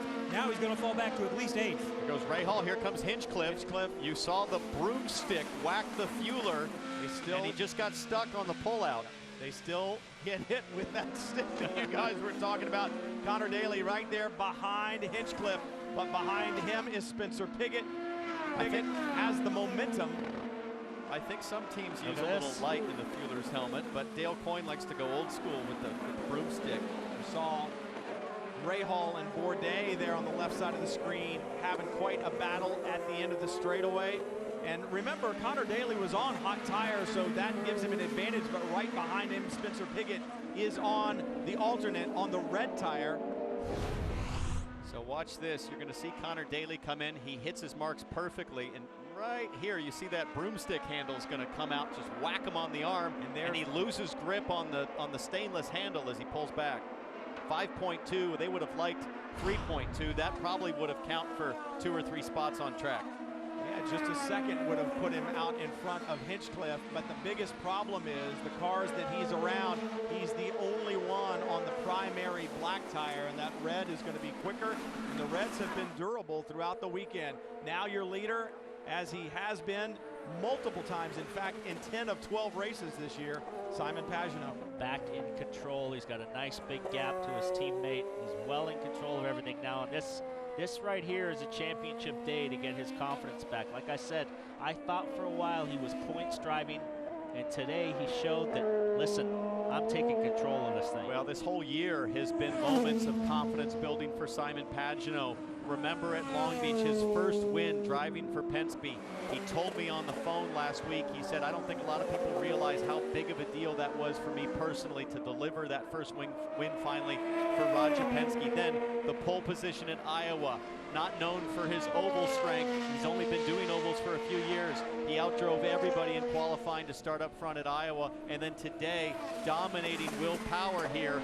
Look at the gap that he's put on Power, 3.6 seconds since they were going hand-to-hand combat earlier. So all season, Pagenaud's demonstrated to the world and himself, I'm the best in the business this season.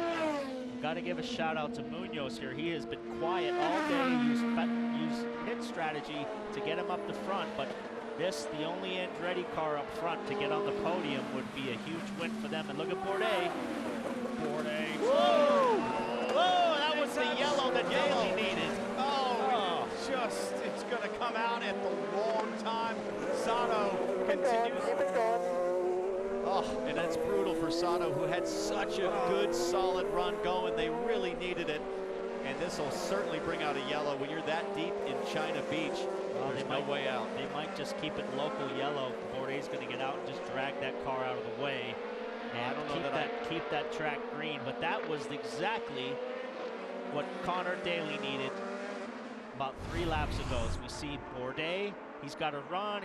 Doesn't know which way to go. Do I go to the inside or go to the outside? He locks up and just gets into the bumper of Sato, and they both go off. Gave him the chrome horn. Well, and got himself beached in the sand. And Bourdais probably knows, heck, if I got back on track, they'd probably make me do a drive-through for that anyways. And here's the reaction from Pagenaud's crew, because if a yellow does come out, we get a restart with 2, maybe 1 lap to go. It's going to take them longer than that to move that car if they did go full course caution. It's still a local yellow down in turn 4 with 3 laps to go. Pagenaud 4.7 seconds in hand over Will Power. You talked about Munoz running well in third for Andretti. You think about the heartbreaking Indianapolis 500 finish for Munoz when he finished second, but this is going to give a little breath of fresh air to the Andretti squad. With that accident just now, that promotes Graham Rahal up to fourth, and now Daly into sixth. So last couple laps, things have changed. A good day for Rahal now.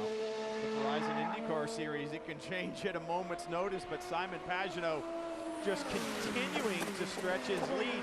Is there any concern at all on Will Power's camp about making it for fuel? Have they just gone a little bit leaner? Or is Pagenaud just driving the wheels off of it, Kevin? Not really, although Tim Cindric did tell him 2 laps ago to go ahead and save a little bit just to make sure. Simon Pagenaud is in a better situation. Kyle Moyer said we've been saving better than Will Power, and about 2 or 3 laps ago as Power started to gain a little bit, he said, go turn him up a little bit. So no concerns for Pagenaud and not really much for Power. 2 laps to go. The last time by at the line, Simon Pagenaud looking to extend his points lead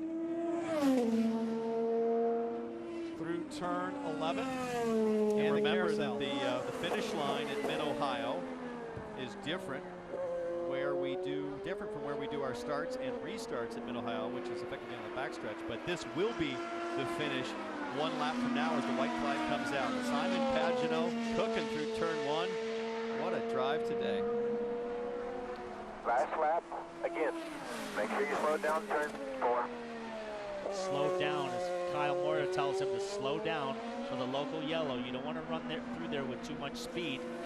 We got a meeting with the chief steward, and he really didn't like these guys running fast through yellow zone, so he's got to slow it down, get down to just a safe zone here. You can see right here, he slows down, takes it nice and easy.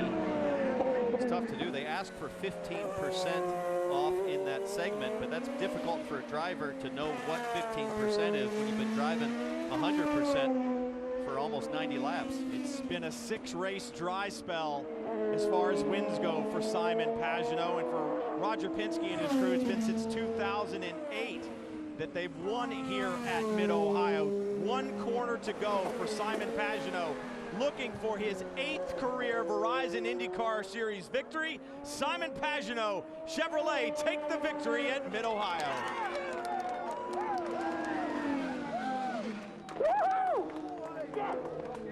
Nice job, thank you guys. And there's there's that boost of confidence. There's that momentum breaker that Pagenaud and his crew needed. Kevin? Roger Penske, the car owner, his team finishes 1-2 here at Mid-Ohio. He's talking to Helio Castroneves on the cool-down lap as he comes in. Roger, it looked a little iffy a little while there. The yellow didn't work out, but your guys finished the job. What a day for you. Well, I tell you, it's an interesting race. Obviously, I'm sorry about Helio and Dixon getting here. I guess that they looked at it. It was, we came out. He had a chance to get warmed up on his tires. I'm sorry about that, but I think our guys up front did a great job. They knew what to do on their fuel. We knew that Daly had to pit. So, overall, great day for the team, and we got to keep going. Were you watching when Pagenaud got by Power, and they did a little bit of rubbing there? Well, look, these guys both won it, and I think that's the reason they're driving for us. And, fortunately, it didn't cause a problem, but overall, it was a little bit dicey there. But I'm sure we'll talk about it when they get back to the truck. I love that, but ultimately, Roger Penske always lets his guys race, and he's headed to victory lane. Both these guys won, and there was absolutely no doubt about that. And he said a great day for Connor Daly, because even with that late race stop, he ends up in 6th, and that's solid day. Solid day. Yeah, great result from Munoz. Paul, you talked about the podium finish there. Graham Rahal, hometown boy, comes home 4th. James Hinchcliffe 5th. So a lot of good stories there in the top 10. We've got some guys running out of fuel like Helio Castroneves.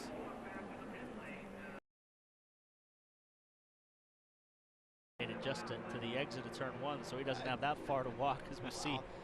All this, no, Pickett's out of fuel, or is that Newgarden out of fuel? All this, no, they can make it to the end without a problem. Well, yeah, I guess they made it to the checkered flag, but that's not much further than that. It's just over 2 miles around this racetrack, but Simon Pagenaud is going to drive back to pit lane, into victory lane. And he's thrilled because they did get unlucky early on the yellow, but his pace was exceptional. He had the pole position, And when he had to go head-to-head with whom he considers the fastest guy in IndyCar on a road course, his teammate Will Power, he won. They had to lift him out of the car this morning. His back was sore. The adrenaline now is off. He's won this race. We'll see how sore he is once he gets out of the car. But this morning, he was really in some pain. It was almost a must-have win, though, I think, to stop that surge of momentum that Will Power had. If Power had won again and Pagenaud had been second, I won't say the championship was over, but not by any stretch of the imagination, but he had so much momentum. Well, there are only 58 points separating Power and Pagenaud, but effectively, I'm going to say those are really your two main contenders now on the final stretch of 4 races in the IndyCar series, and it's going to be fun to watch because clearly, Paul, nobody's going to give the other an inch. Well, and neither of these two now, you can argue that Pagenaud is just as quick as Power in qualifying trim. You know, we used to question, is there anybody as quick as Power in qualifying? And Pagenaud has matched him this weekend, so it's going to be a chess match. Let's see what these two guys, these struggling to get out of the car. Curious how Power addresses Pagenaud here. I'm going to think to congratulate him. Well, yeah, that's nice to see. Two guys going at it. You think about how those transporters will be, how those team meetings will be from here on out as the pressure of the championship builds even more than it is right now. Remember, double points in the final race of the year, so anything can still happen. We've seen it happen in the past. Simon Pagenaud gets his helmet off. Big celebrations down there. I'm sure he's elated, Kevin. Elated and sore, but it doesn't hurt nearly as much when you get to celebrate in victory lane. Simon Pagenaud has needed help to get in and out. A big kiss from his girlfriend Haley, and he celebrates in victory lane for the first time here at Mid-Ohio. Before we get to how you got it done, I want to know how you are feeling. I was giving you a moment to let you focus on what you're doing, getting out of the car. How you feeling? I can't feel anything right now, so it's all good. I can't feel anything. It's all good. My back was fine all race. Unbelievable. Thanks to IndyCar Medical. Woo! That was a race there, huh? Wasn't that fun? It was awesome. Great battle with Will at the end there. I knew that was my chance. So you know, on that restart, it was time to go. It was a pretty interesting lap. Yeah, it was fun driving like that. Reminded me of my sports car days around Mid-Ohio. So awesome. Thanks to PPG. You know, obviously. Yeah, look at that. That's racing with your teammate there. A little contact a couple of times, but Roger said, "Hey, that's okay as long as they don't take each other out." It's racing. It was fair. It was clean. It was on racing, and well, I'm just glad I won, really. But yeah, I just want to thank PPG Chevy for providing us again. I always say it, but providing us such a great aero kit and an engine, and obviously Verizon. What an incredible job they're doing to help IndyCar grow and continue growing. So thanks to them for bringing the fans to the racetrack. It was awesome to see all the fans on the infield. The track is packed. It's really cool.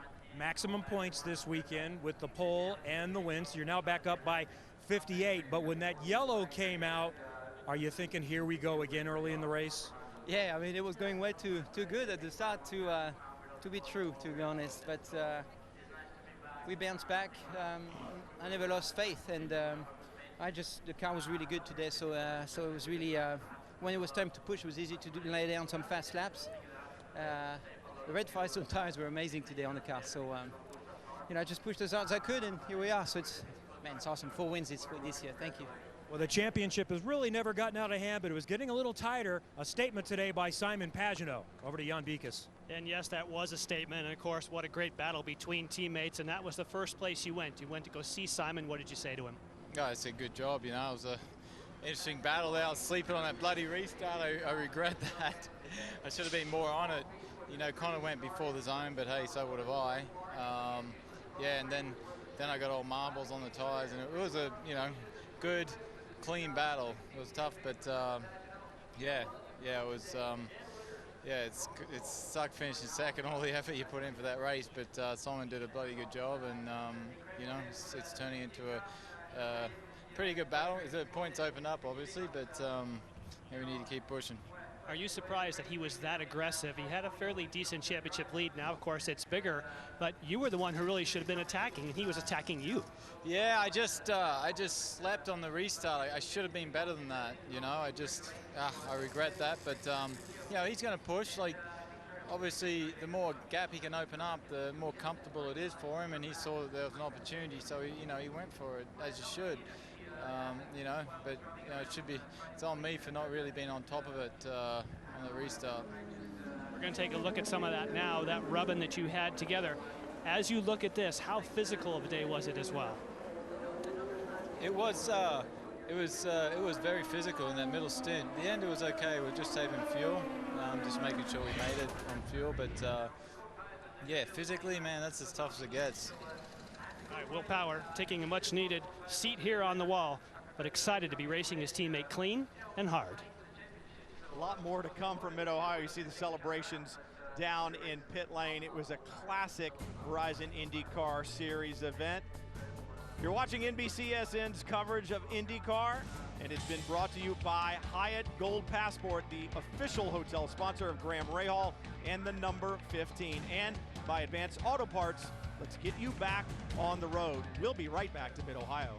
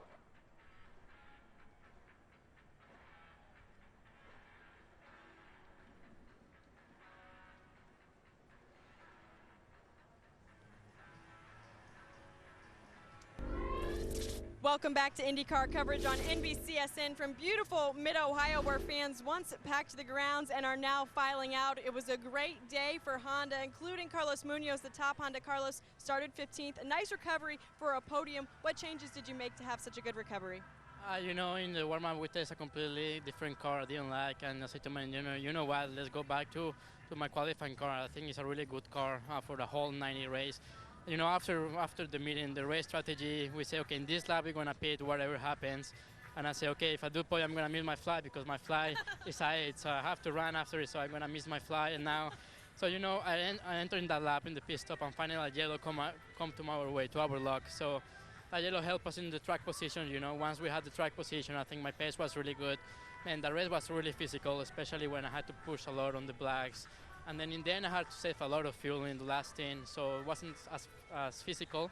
You know, really happy for all my whole crew. You know, after the Indy 500, we have a really tough races and luck and everything. So finally back to the podium again, and really happy, especially for the whole Andretti team, for Honda, and for everyone, for the fans. You know, great show up as always here. So thank you very much for everyone, and thank you. All right, Jan, we better let him go so he doesn't miss his flight. Well, I think Graham Rahal may be in a similar situation, and he in fact was telling me a moment ago that your race was a lot with Munoz, and it came down to pit strategy. Last year you pitted early, and that paid. This time you stayed out a little bit later. Is it a case of just mixing it up each time? It's a case of starting up front, you know. I mean, that's the truth, you know. When you start up front, you can't really risk things. And when you start, you know, 13th, you have really nothing to lose. The only way you're going to get to the front is by taking a risk. And it paid off, you know. If you saw Munoz, you saw Bourdais, Sato, those guys were all on the same strategy. We couldn't do that, you know, at the time running 6th. You know, it just wasn't going to pay off for us. So, you know, at the end of the day, though, I'm really proud of my Steak and Shake guys because, you know, we had our backs up against the wall a little bit after that first yellow. That really hurt us a lot. But, you know, we kept our heads down. We had a great car today. It was faster than I think most anybody, as people could see. It's just kind of hard to pass, you know, getting caught up a little bit. And then I don't know why, but I was really, really, really slow on the straights. I was on push to pass once, and Kanaan wasn't, and he still pulled me by the end of the straight. So we got to see what's kind of going on there. But, you know, I'm pretty pleased with the performance of the car today. And, you know, this team continues to impress. They do a great job, and it's nice to get another top 5. And the team answer on that radio when you said about the straight line speed is some people may have trimmed out. That was a strategy in the past, but people haven't been doing that recently. Yeah, we know most of the people we were around weren't as trimmed as us. So it's a little bit of a surprise, but hey, that's the name of the game. And you know, we were slow in the trap speeds all week, so that's kind of it. But most importantly, let's forget about all that stuff. Let's just focus on the fact we finished 4th. We had a great day. Nice to be back in Ohio wearing the Buckeye stuff. It worked out for me, and you know, I think that moved us up in points a lot. So we're looking forward to Pocono. It's been a busy next couple weeks. A lot of testing, but looking forward to Pocono. Great points day for Graham Rahal. Starts 6th, finished 4th. Again, good day at the office. Absolutely a good day at the office. His 6th top 5 this season. Simon Pagenaud getting ready to go spray some champagne and celebrate another victory and extension of his championship lead.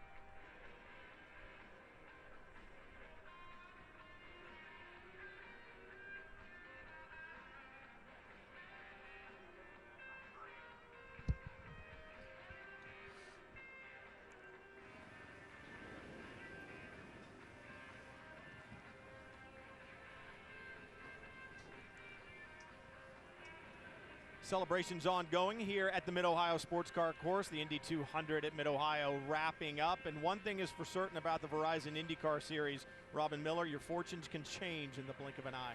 I thought we might be interviewing this young man, Mikel Aloshin, in victory lane. He looked like he had this race well in hand, and then disaster in the pits through no fault of your own. But I was impressed when you got out of your car, kid, and you thanked your teammates. You didn't throw your helmet, get mad or anything. You just looked like that was part of racing. Well, sometimes I can hold myself, yes. But to be fair, that was a racing incident, and I understand why it happened, and everybody. It was a very nervous moment for everybody. We were leading the race, and everybody was coming to the pits. Yeah, you can see there was a lot of people coming at the same time, and yeah, we got just a little bit overstressed probably with releasing. And we've got into a new garden, so I mean, that's life, and that's racing. The good thing that we were leading the race, and comfortably.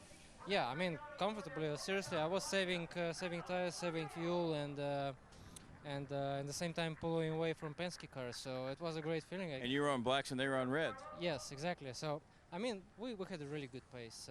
I mean, that's really, really good progress compared to where we started the weekend. We started like dead last, and then we qualified P10, and in the race we led most of the race. And okay, we did some mistakes, but we're gonna kick some ass next time. How about your wrist, brother? Was that when the contact made?